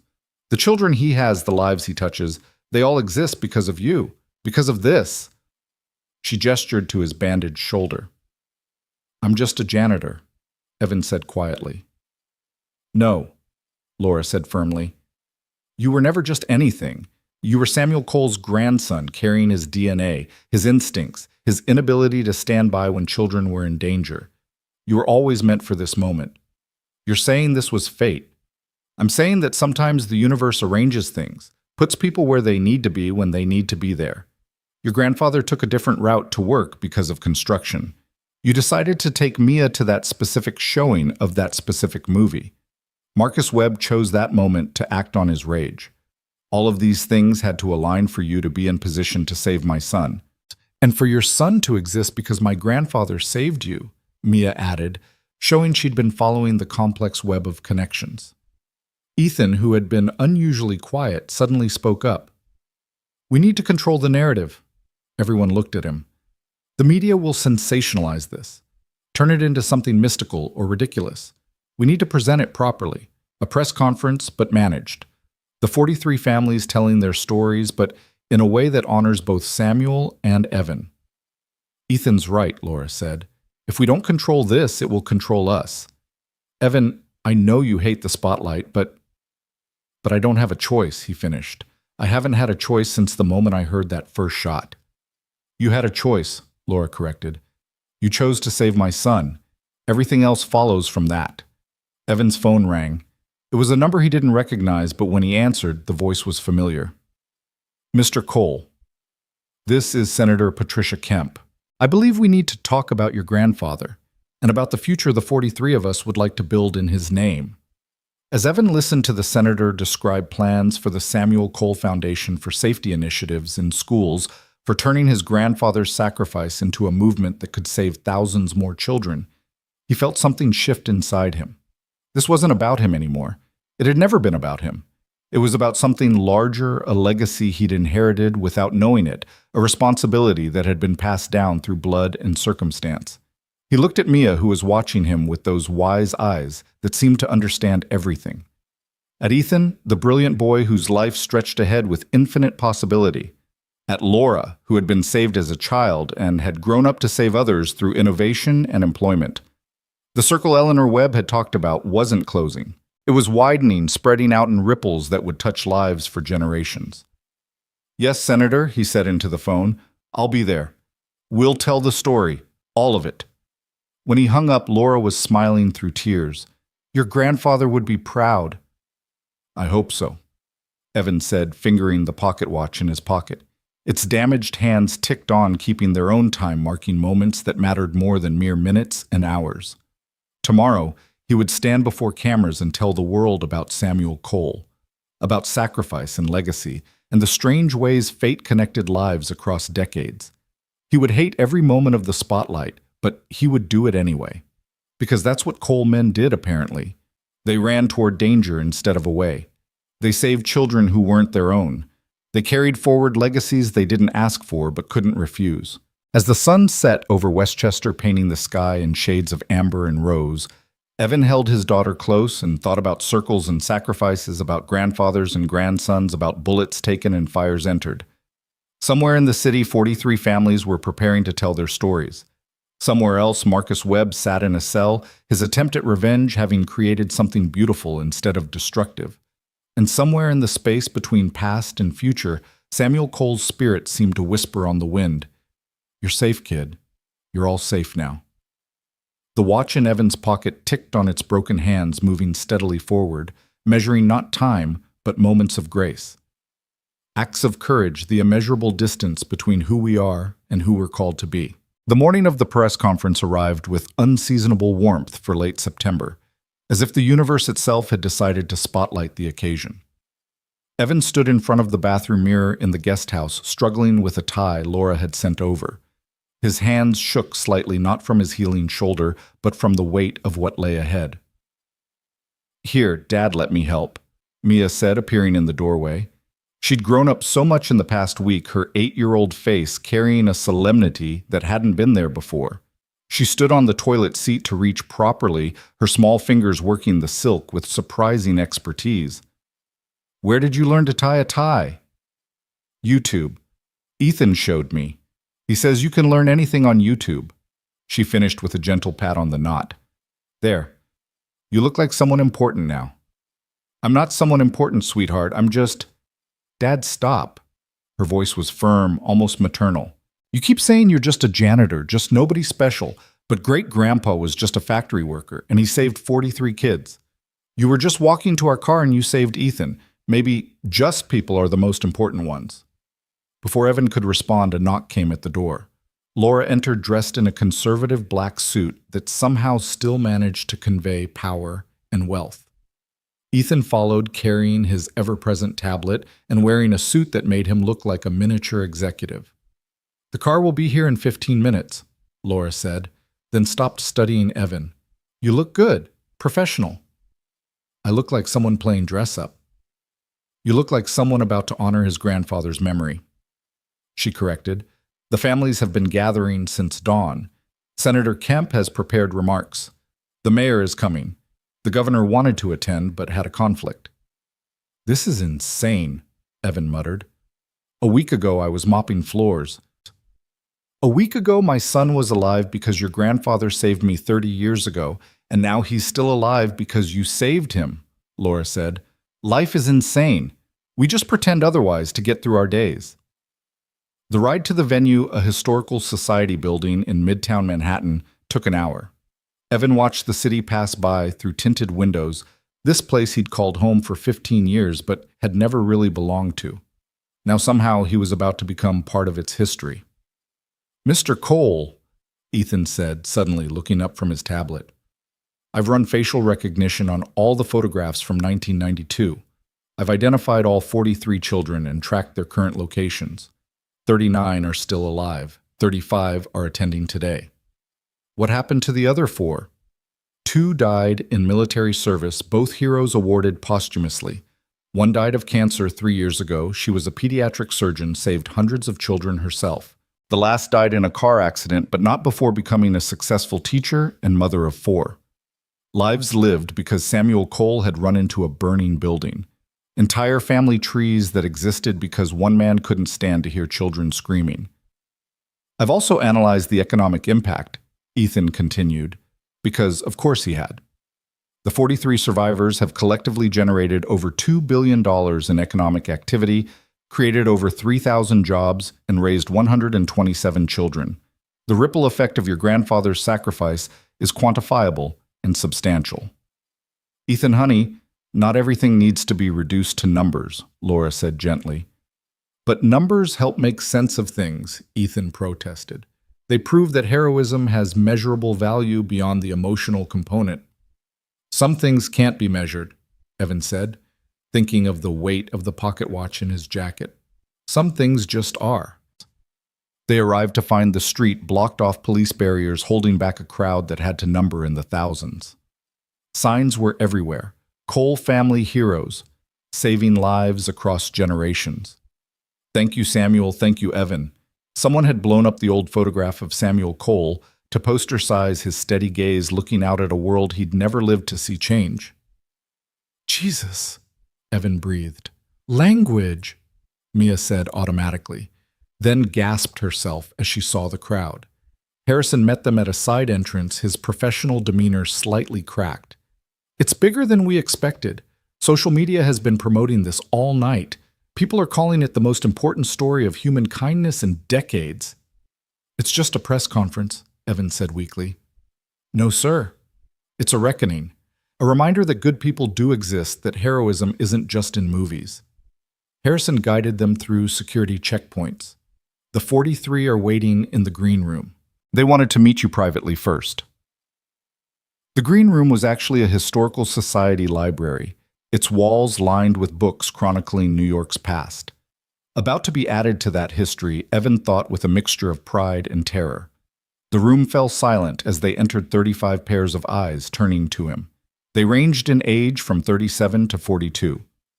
All the children from that daycare now grown into middle age. Doctors, lawyers, teachers, artists, parents, workers, a complete cross-section of America united only by the fact that they'd once been trapped in a burning building and Samuel Cole had refused to let them die.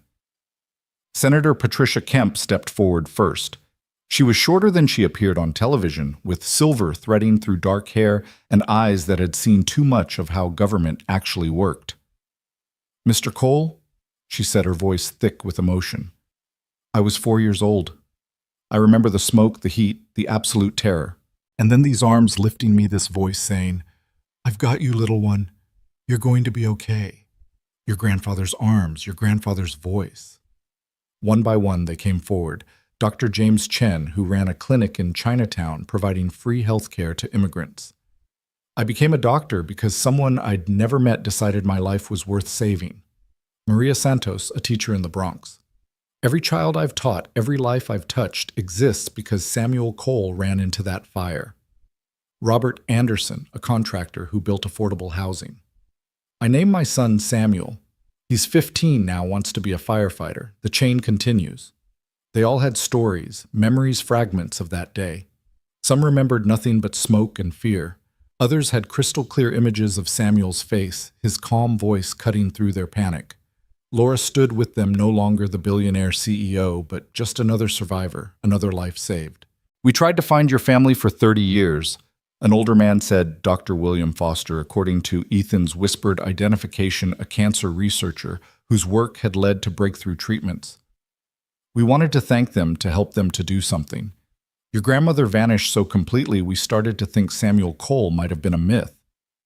She was grieving, Evan said, understanding his grandmother better now.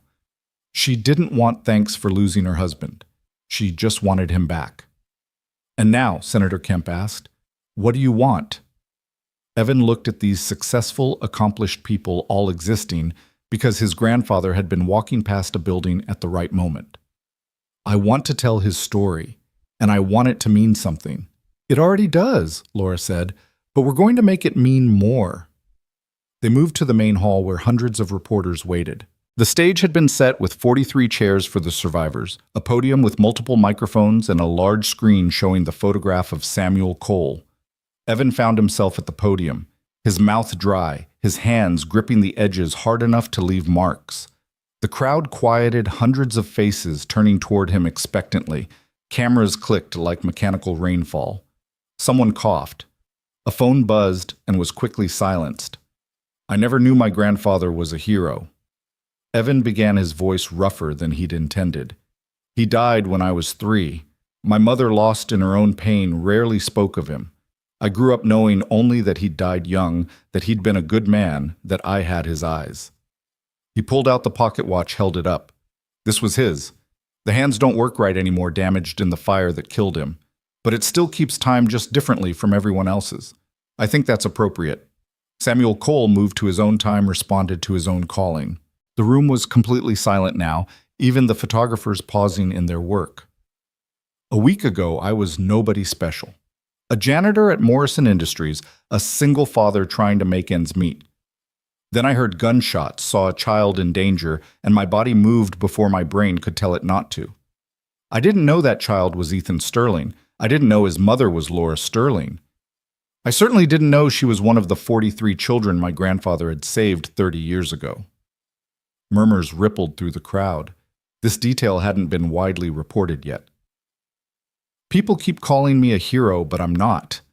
I'm just someone who couldn't watch a child get hurt. The real hero died 30 years ago thinking he heard one more child crying in a burning building. He was wrong, all 43 were safe, but he went back anyway because that's who he was. Someone who couldn't leave even the possibility of a child behind. Evan looked at the survivors, all watching him with tears streaming down their faces.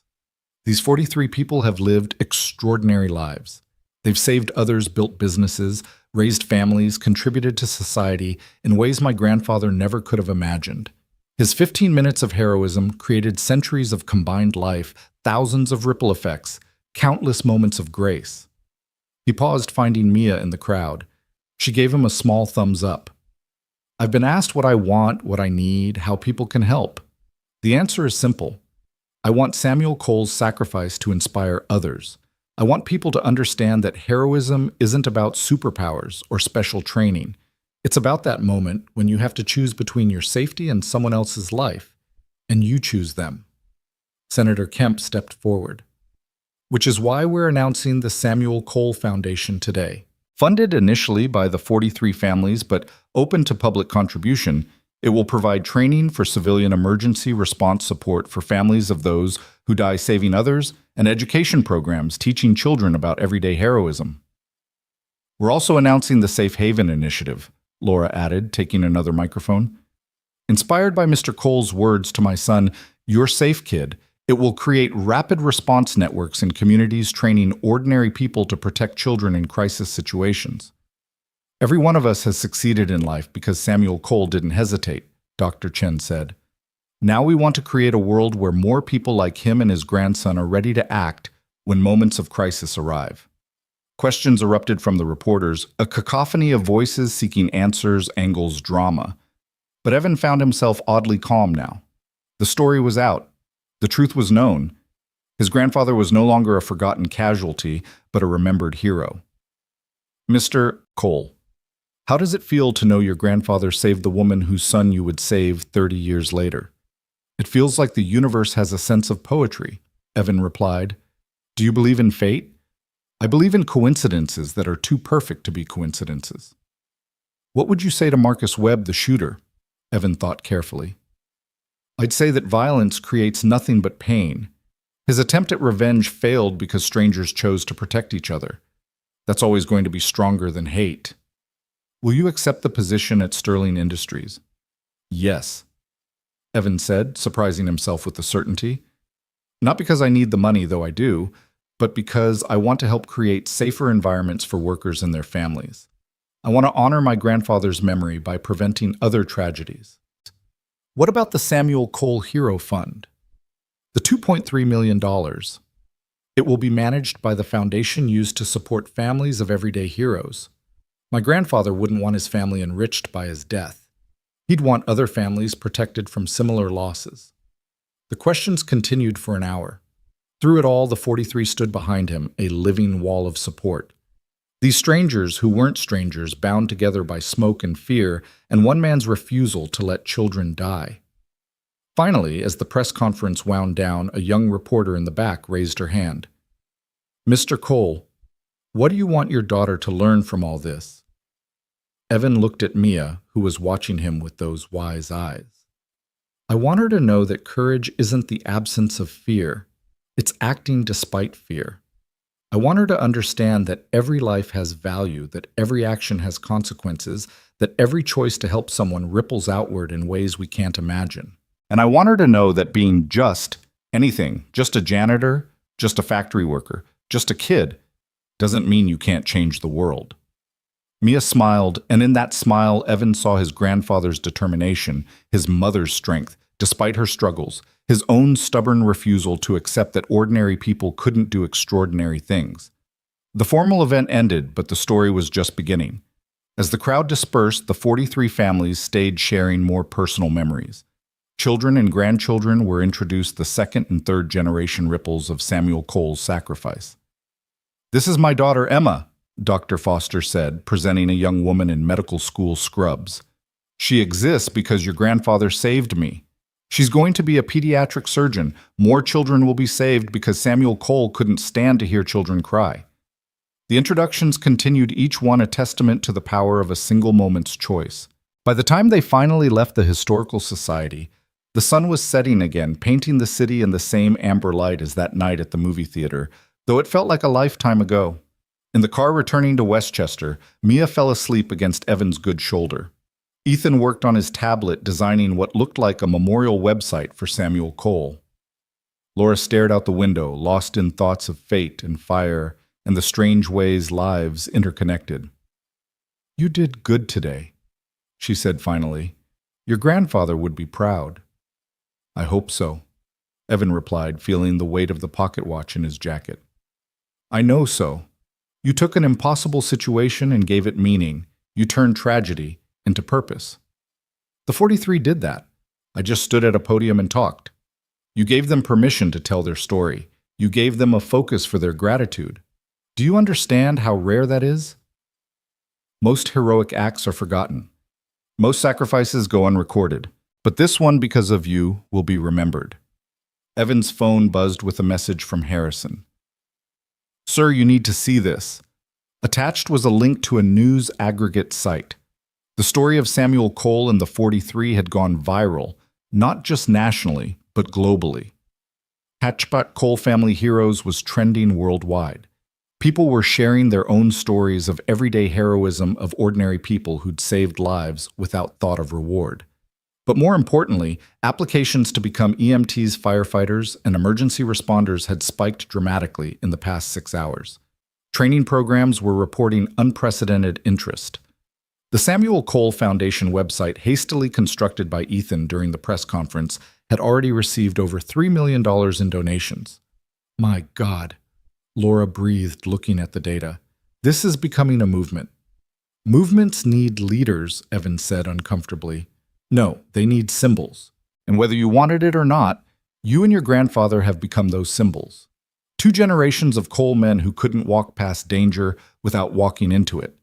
As they pulled into the estate, Evan saw something that made his heart stop. The guest house was surrounded by softly glowing lights, candles, hundreds of them placed there by people who'd somehow found the location despite security. "Don't worry," Harrison said over the phone. "We screened everyone. They're locals mostly. They just wanted to pay respects, I suppose, to you and your grandfather." Among the candles were flowers, children's toys, handwritten notes. Evan picked up one at random. "My father was one of the 43. Thank you for giving me a chance to exist. Jennifer Chen, age 12. Another, I'm alive because my mom was in that daycare. She became a nurse and saved my dad's life during a heart attack. The chain of salvation continues. Michael Foster." And another, "I'm naming my son Samuel Evan. He'll know your family's story. He'll know that heroes are real. A grateful mother." Mia woke up rubbing her eyes. "Dad, why are there so many candles?" "People are saying thank you," Evan told her. "To great-grandpa, to him, to us, to the idea that people can be good." She considered this. "That's a lot of thank yous." "Yeah, baby girl, it is." They stood there in the candlelight, four people brought together by violence but bound by something stronger. Tomorrow would bring new challenges. The media attention wouldn't stop. The threats from Marcus Webb's supporters would continue. The pressure to be perfect symbols of heroism would be crushing. But tonight, in the soft glow of 1,000 candles surrounded by the gratitude of strangers, Evan felt something he hadn't experienced in years: peace. Not the peace of endings, but of beginnings. Not the peace of rest, but of purpose, finally found. "Dad," Mia said quietly, "do you think Great-Grandpa knows about all of this?" Evan pulled out the pocket watch, its damaged hands still moving in their broken rhythm. "I think he knows that his sacrifice mattered, that the children he saved grew up to save others, that his grandson, well, that I tried to follow his example." "You didn't just try," Laura said firmly. "You succeeded." As they walked toward the guest house through the garden of lights, left by grateful strangers, Evan thought about time and legacy, about fathers and grandfathers, about the weight of heroism and the price of sacrifice. His shoulder still ached, would probably always ache, but it was a good pain, a reminder that he'd been in the right place at the right time and had made the right choice. Inside the house, they found more packages, more letters, more tributes to a factory worker who'd died 30 years ago, and the janitor who'd carried on his legacy without knowing it. Evan would read them all, eventually would respond to as many as he could, would try to be worthy of the admiration he hadn't sought. But first he tucked Mia into bed, this brave little girl who'd handled fame and danger with more grace than most adults could manage. "Are you happy, Dad?" she asked as he kissed her forehead. "With how everything turned out?" It was such a simple question with such a complex answer. Was he happy to have been shot? No. Happy to have lost his privacy, his simple life, his anonymity? Not really. But happy to have saved Ethan, to have discovered his grandfather's story, to have found purpose in what had seemed like random violence.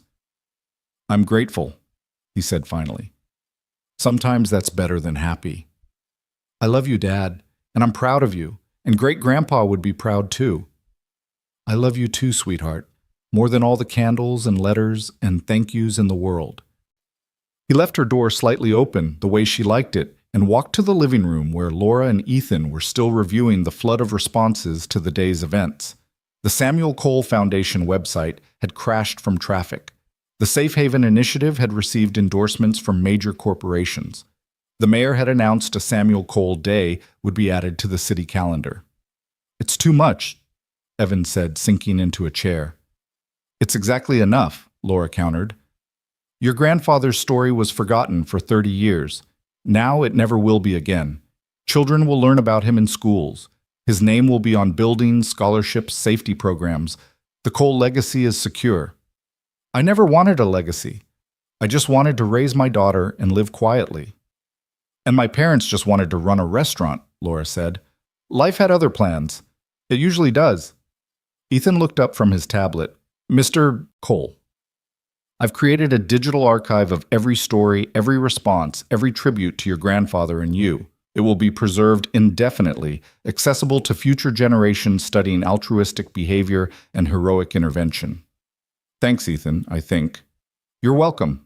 Also, I've calculated that based on current trending patterns, your story will remain in the news cycle for approximately 6 more days before something else captures public attention." "Thank God," Evan muttered. "However," Ethan continued, "the long-term impact will persist. The foundation, the safety programs, the changed lives, those will continue indefinitely." "No pressure," Evan said dryly. Laura laughed, the first genuine laugh he'd heard from her since the shooting. "Welcome to the burden of making a difference, Mr. Cole. It's heavy, but it's worth carrying." As the evening deepened into night, the candles outside slowly extinguished the tribute bearers returning to their homes with their own stories of witnessing something meaningful. Evan stood at the window, watching the last lights fade, the pocket watch ticking its broken time in his hand. Somewhere in the city, the 43 were telling their children bedtime stories about the man who'd saved them. Somewhere else, people inspired by the Cole story were signing up to become first responders.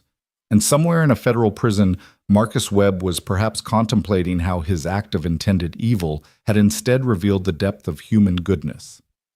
The watch ticked on its damaged mechanism, refusing to quit, just as the coalmen had refused to walk away from danger. Time was precious, the inscription read. Waste none of it. Evan hadn't wasted it. Neither had his grandfather. They'd spent their time invested it in the most valuable currency of all other people's lives. Tomorrow would bring new challenges, new questions, new responsibilities. But tonight, in a house he didn't own, wearing clothes that weren't really his, surrounded by a fame he'd never wanted, Evan Cole finally understood who he was. He wasn't just a janitor or just a hero or just a grandfather's legacy fulfilled. He was a link in a chain of human decency that stretched backward and forward through time, each link forged in moments of crisis when ordinary people chose to be extraordinary. The watch ticked on. The night deepened, and somewhere Samuel Cole's spirit rested easy, knowing his sacrifice had echoed through decades to save one more child, to inspire one more act of courage, to prove one more time that heroes didn't wear capes or carry shields. Sometimes they just carried mops and pocket watches, and the unshakable conviction that every life was worth saving. The new streetlights outside the guest house cast long shadows across the manicured lawn as Evan stood on the porch, unable to sleep despite the exhaustion that pulled at every muscle. It had been 2 weeks since the press conference, and the world had indeed moved on to other stories just as Ethan had predicted. But the changes in their lives remained settling into permanence like sediment after a flood. Mia had started at her new school, a private academy that Laura had insisted on with security protocols that would have seemed paranoid a month ago, but now felt necessary. She'd made friends quickly, her newfound confidence surprising even Evan. The girl who'd once hidden behind her father's leg was now telling her classmates matter-of-factly about her great-grandfather's heroism, wearing her family legacy like armor against the world's uncertainties. Couldn't sleep either, Laura's voice came from behind him. She emerged from the main house's garden path wearing jeans and a simple sweater, looking nothing like the CEO who commanded boardrooms and influenced markets. "My shoulder aches when the weather changes," Evan said, though that wasn't really why he was awake. "The weather's been stable for 3 days," Laura observed, joining him on the porch. "Then maybe it's about to change." They stood in comfortable silence, a friendship forged in trauma and deepened by shared responsibility. The Samuel Cole Foundation had officially launched 3 days ago, with Evan as its reluctant figurehead and Laura as its primary benefactor.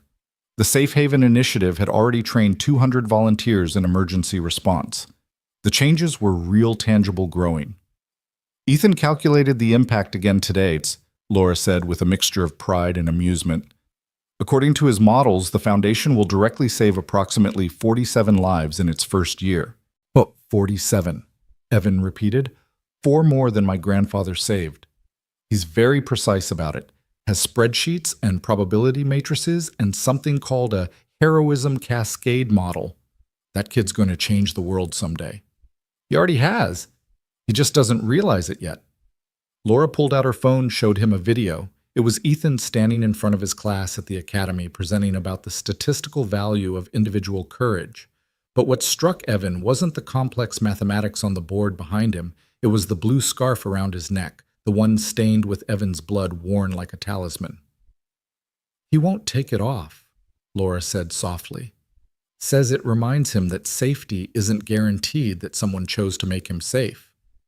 He's 8 years old. He shouldn't have to think about things like that." "No, he shouldn't. But he does, and he's choosing to make something positive from it, just like Mia is."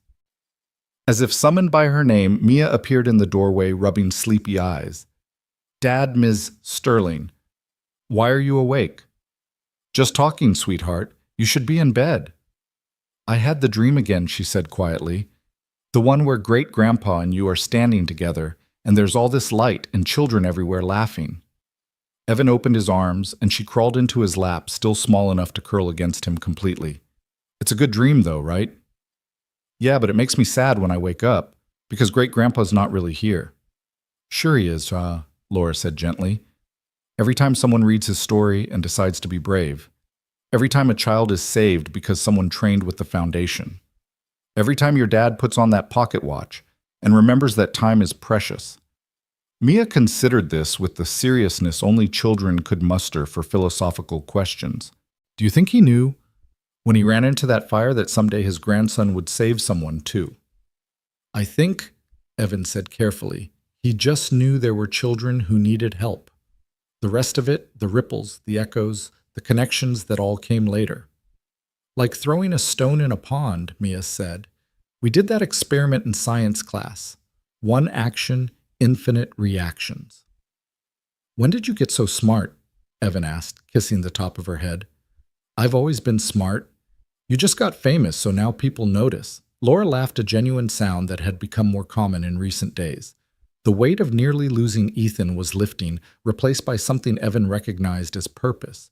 Not the purpose of building companies or generating wealth, but of mattering in ways that couldn't be calculated in quarterly reports. There's something I need to tell you, Laura said suddenly. Both of you. I've been waiting for the right time, but there never seems to be one. Evan felt Mia tense against him, the child's instinct for adult seriousness kicking in. I've been in contact with Jessica, Laura continued, and Evan's world tilted slightly. Your ex-wife, Mia's mother. She called you. Evan's voice was sharper than intended. No, I called her, after she tried to insert herself into the media narrative. Laura held up a hand before Evan could protest. I didn't threaten her this time. I listened, and I learned something interesting. I don't want to hear about Jessica's... She's sick, Evan. Terminal. Pancreatic cancer stage 4. She has maybe 6 months. The porch seemed to contract around them. Mia's hand found Evan's and squeezed hard. She wanted to see Mia before the end, but she was too proud to ask directly. The media attention was her clumsy way of trying to reconnect. She left us, Evan said flatly. She made her choice. She made a mistake, Laura corrected. A terrible selfish mistake that she's regretted every day since. I'm not defending her. God knows I wanted to destroy her when she first surfaced. But I'm a mother too, and the thought of dying without saying goodbye to Ethan... She trailed off, unable to finish. Does she really want to see me? Mia asked in a small voice. Yeah, baby girl, she does. Do I have to? No, Evan said firmly. You don't have to do anything you don't want to. But I might want to, Mia continued. Maybe. To ask her why. To tell her about great-grandpa. To see if I look like her. You look like yourself, Evan said, but he knew what she meant. The questions that children of absent parents carried like stones in their pockets, heavy and unchangeable. She's in hospice in Connecticut, Laura said. Private facility, good care. If you decide to go, I can arrange it. If you don't, I'll make sure she doesn't bother you again. They sat with this new weight as the night deepened around them. It seemed unfair, Evan thought, that just as they were finding their footing in this new life, the past would resurface with its own demands. But then again, wasn't that what the past always did?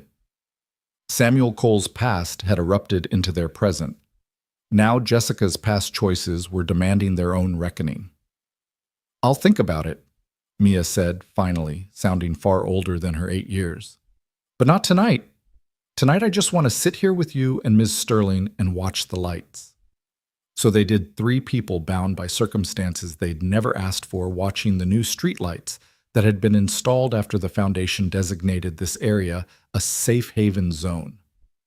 The lights were brighter than standard, with emergency call buttons at their bases, part of the expanding network of protection inspired by one man's refusal to let children die.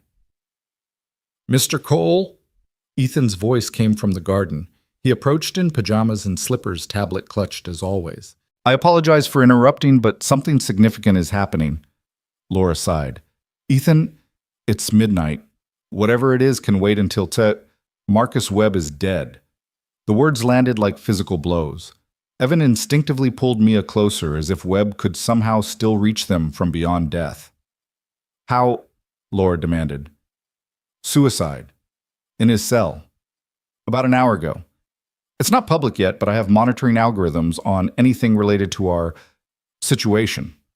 Ethan adjusted his glasses, a nervous tell he'd developed. He left a note. What did it say? Evan asked, though part of him didn't want to know. Ethan pulled up an image on his tablet, a photograph of a handwritten note. I wanted to hurt her like she hurt me. Instead, I created a hero and revealed a legend.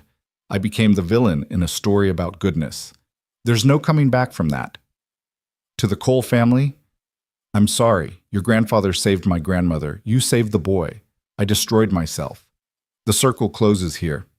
His grandmother was one of the 43, Laura breathed. My God, his own grandmother was saved by Samuel. Eleanor Webb, Ethan confirmed. She was 7, one of the last ones out. Her daughter grew up to have Marcus. He knew at the end. He knew what he'd nearly destroyed. Evan felt something shift in his chest. Not forgiveness exactly, but a loosening of the anger he'd carried. Marcus Webb had been a man consumed by rage who'd let that rage drive him to an unforgivable act. But in his final moments, he'd understood the true weight of what he'd done, attempted to murder a child whose very existence was owed to the same man who'd saved his grandmother. The media will go crazy with this, Laura said practically. We need to prepare a statement. No, Evan said firmly. We say nothing. Let him have privacy and death that he didn't allow us in life. His mother doesn't need more pain. Dad's right, Mia said unexpectedly. Great-grandpa wouldn't want us to be mean about it. He saved Mr. Webb's grandmother. That has to count for something. Eleanor Webb. Evan remembered her frail hands, her tears, her gratitude mixed with shame. Tomorrow he would call her, offer condolences, see if there was anything she needed. It's what Samuel would have done, extended grace even to those who'd harmed him. I should check the security protocols. Harrison's voice came from the shadows. None of them had heard him approach, but then they never did. With Webb gone, his associates might scatter or might seek their own revenge. They won't, Ethan said with surprising confidence. I've been monitoring their communications. They're frightened. Webb's suicide note is being interpreted as an admission of wrongness. They're dissolving their networks, going dark. You've been monitoring terrorist communications, Laura asked sharply. Ethan Sterling, we've discussed appropriate use of technology. It's defensive monitoring only, Ethan protested, to protect Mr. Cole and Mia, and you, always you, Mother. The fierce protectiveness in the boy's voice reminded Evan that for all his brilliance, Ethan was still a child who'd watched someone try to kill him, who'd been saved by a stranger's sacrifice, who wore a blood-stained scarf because it made him feel safe. Thank you, Ethan, Evan said, for watching out for us. Ethan flushed, pleased. It's statistically optimal for group survival. Also, Mia is my friend. Mia perked up. Obviously, we share traumatic bonding educational environments, and you're the only person my age who doesn't treat me like I'm weird. You are weird, Mia said. But weird is good. Normal is boring. Children philosophizing at midnight, Laura said with fond exasperation. This is what my life has become. Better than board meetings, Evan suggested. Infinitely better. They migrated inside as the night grew cooler, settling in the living room of the guest house that had become more home to Evan and Mia than their apartment ever was. The space had been transformed over the past 2 weeks.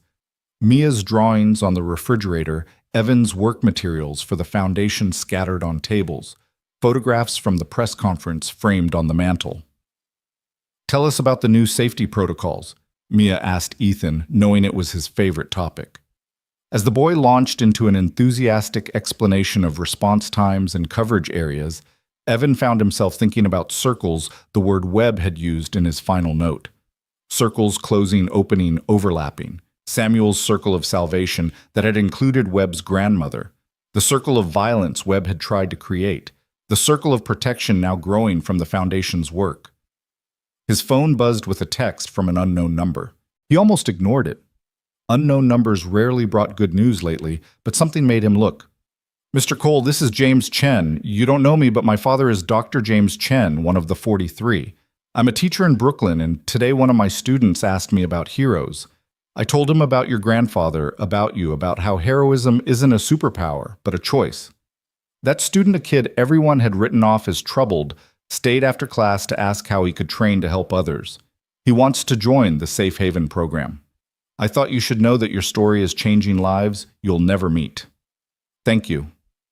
Evan read it twice, then passed the phone to Laura, who smiled as she read. This is why it matters, she said. Not the headlines or the fame, but this. One troubled kid deciding to be better because of your example. Samuel's example, Evan corrected.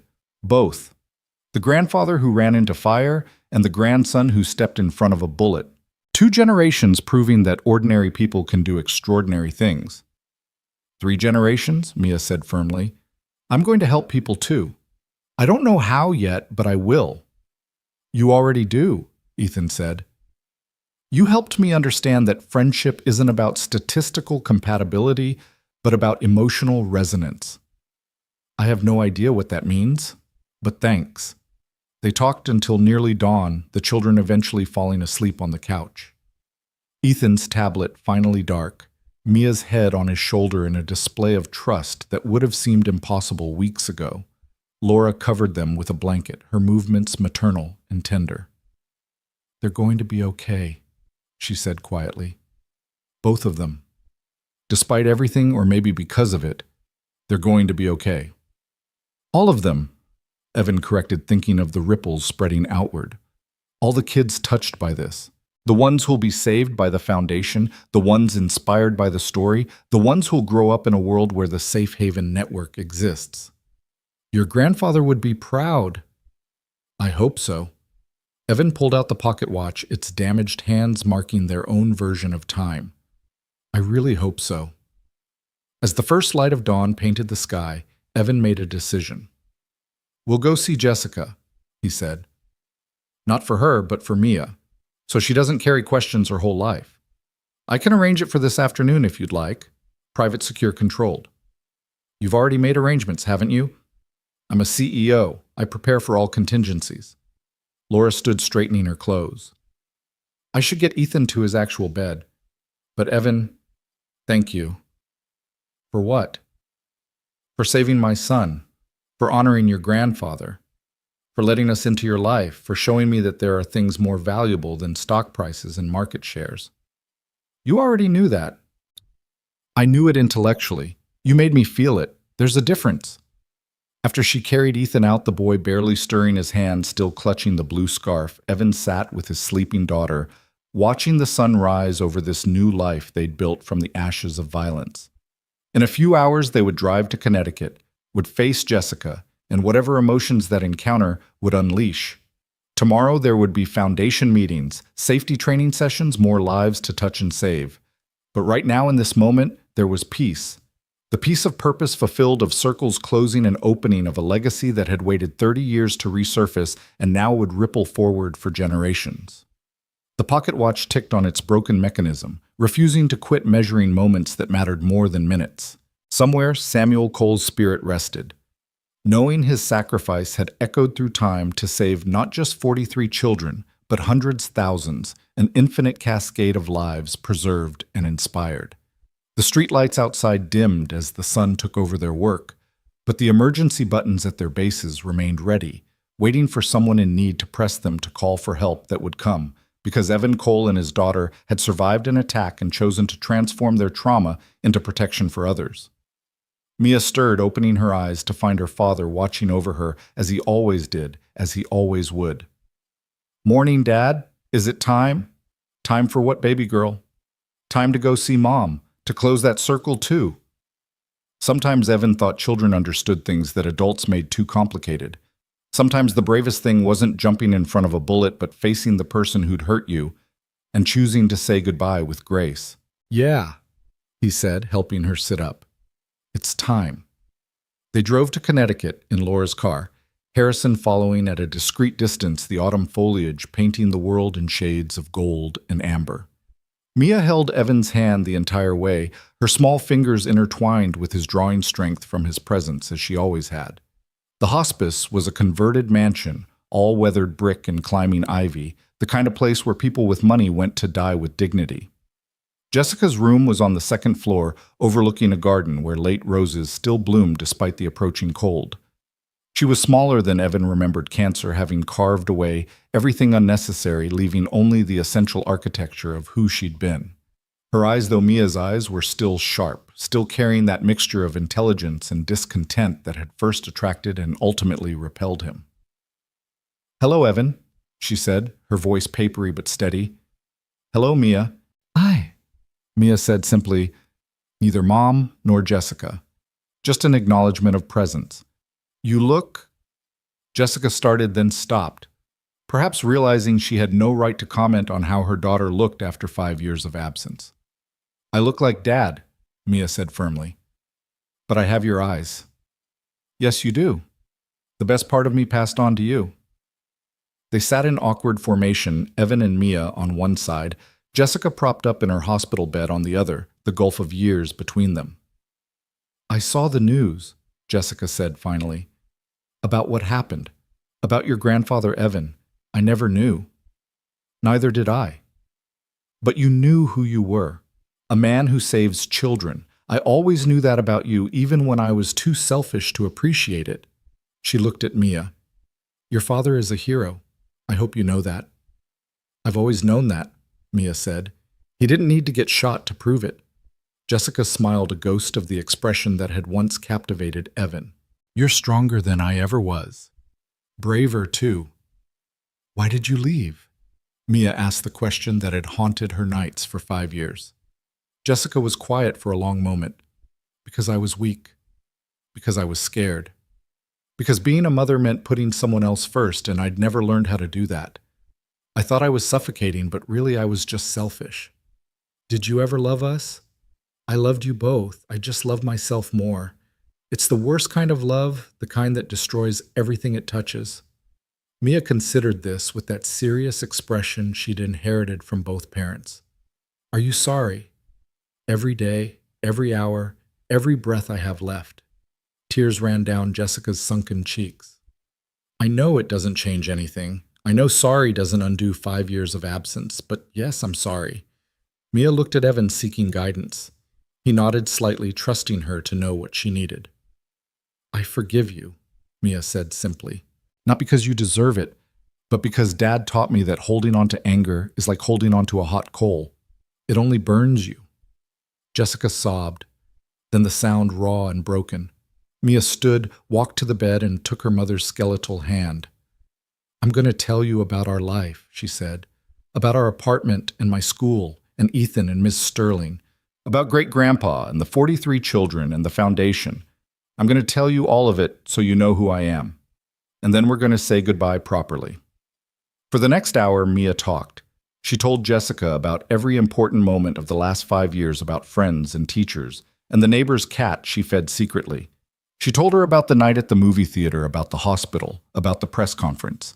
She told her about the pocket watch and the blue scarf, and the candles people had left. Jessica listened, her eyes never leaving her daughter's face, memorizing every expression, every gesture, every indication of the person Mia had become without her. When the stories were done, when the gaps had been filled, Mia leaned forward and kissed her mother's forehead. "Goodbye, Mom," she said. "I hope you find peace."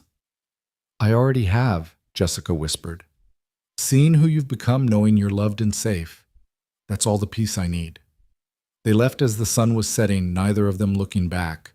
In the car, Mia was quiet for a long time. "Are you okay?" Evan asked finally.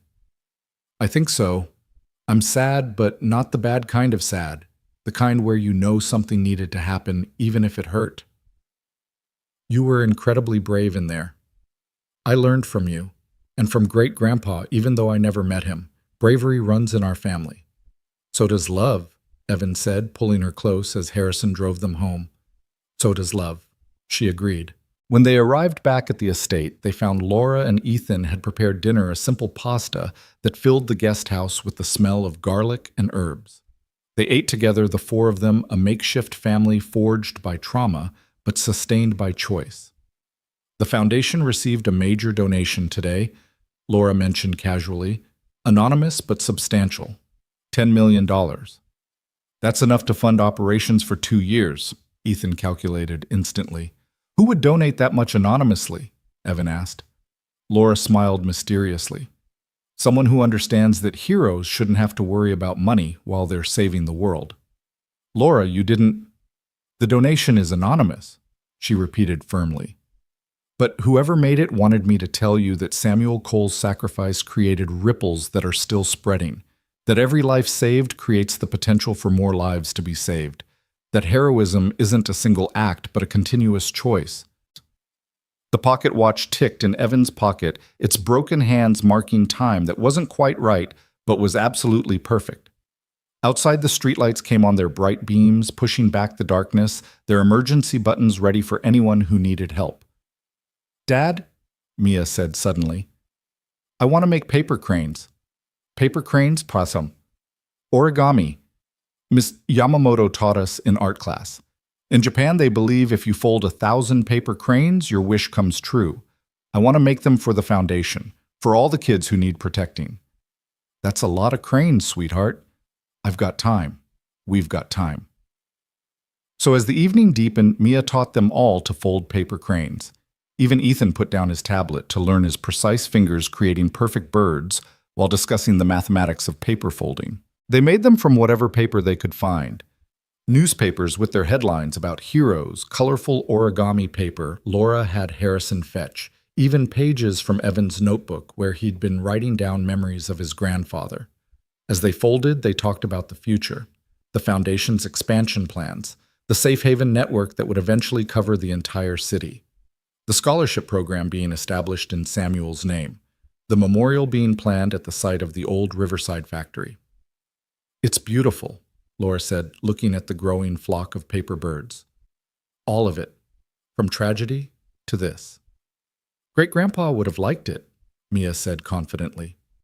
"Birds that could fly, made by hands that chose to create instead of destroy." By the time they stopped exhausted and paper cut, they'd made nearly 200 cranes. Mia strung them on thread, hanging them in the windows where they'd catch the morning light. 800 more to go, she announced. "But we'll get there. Together." Together. The word resonated in the room, a promise and a truth. They were together, this unlikely family, these survivors of violence who'd chosen to transform their pain into purpose.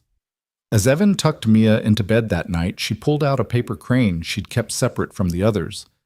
It was made from a page of newspaper, the part with his picture from the hospital. "This one's special," she said. "It's for Great-Grandpa, so he knows we remember." Evan took the crane, carefully feeling its delicate weight. "We'll always remember. And we'll always help people, even when it's scary, even when it hurts, because that's what we do." "That's what we do," Evan agreed, kissing her forehead. He left the crane on her nightstand where the moonlight through the window made it glow softly. Walking to his own room, Evan pulled out the pocket watch one more time. Its hands moved in their broken circle, never quite keeping proper time, but never stopping either. Tomorrow there would be meetings and plans, and the continuous work of building something meaningful from the foundation of sacrifice. Tomorrow Jessica would still be dying, and Marcus Webb would still be dead, and the world would still need heroes. But tonight there were paper cranes in the windows and children sleeping safely in their beds. Tonight the streetlights stood sentinel, and the emergency buttons waited ready. Tonight the ripples of Samuel Cole's sacrifice continued to spread, touching lives that would never know his name but would benefit from his courage. The watch ticked on, and Evan finally understood its broken rhythm. It wasn't measuring time as the world understood it, minutes and hours and days. It was measuring something else, something more precious. It was measuring moments of grace, acts of courage, the infinite distance between who we are and who we choose to become. "Time is precious," the inscription read. "Waste none of it." They hadn't wasted it. Not Samuel running into that fire. Not Evan jumping in front of that bullet. Not Mia forgiving a mother who didn't deserve it. Not any of the 43 living lives that honored their salvation. The legacy lived on not in monuments or headlines, but in the quiet determination to make the world safer, one saved child at a time. It lived in paper cranes and emergency buttons and training programs and scholarship funds, in the simple promise that when someone cried for help, someone else would answer. "You're safe, kid." The words echoed through time from grandfather to grandson, from one generation to the next, a promise that heroes were real, that courage was contagious, that every life saved created the potential for more lives to be saved. The circle hadn't closed.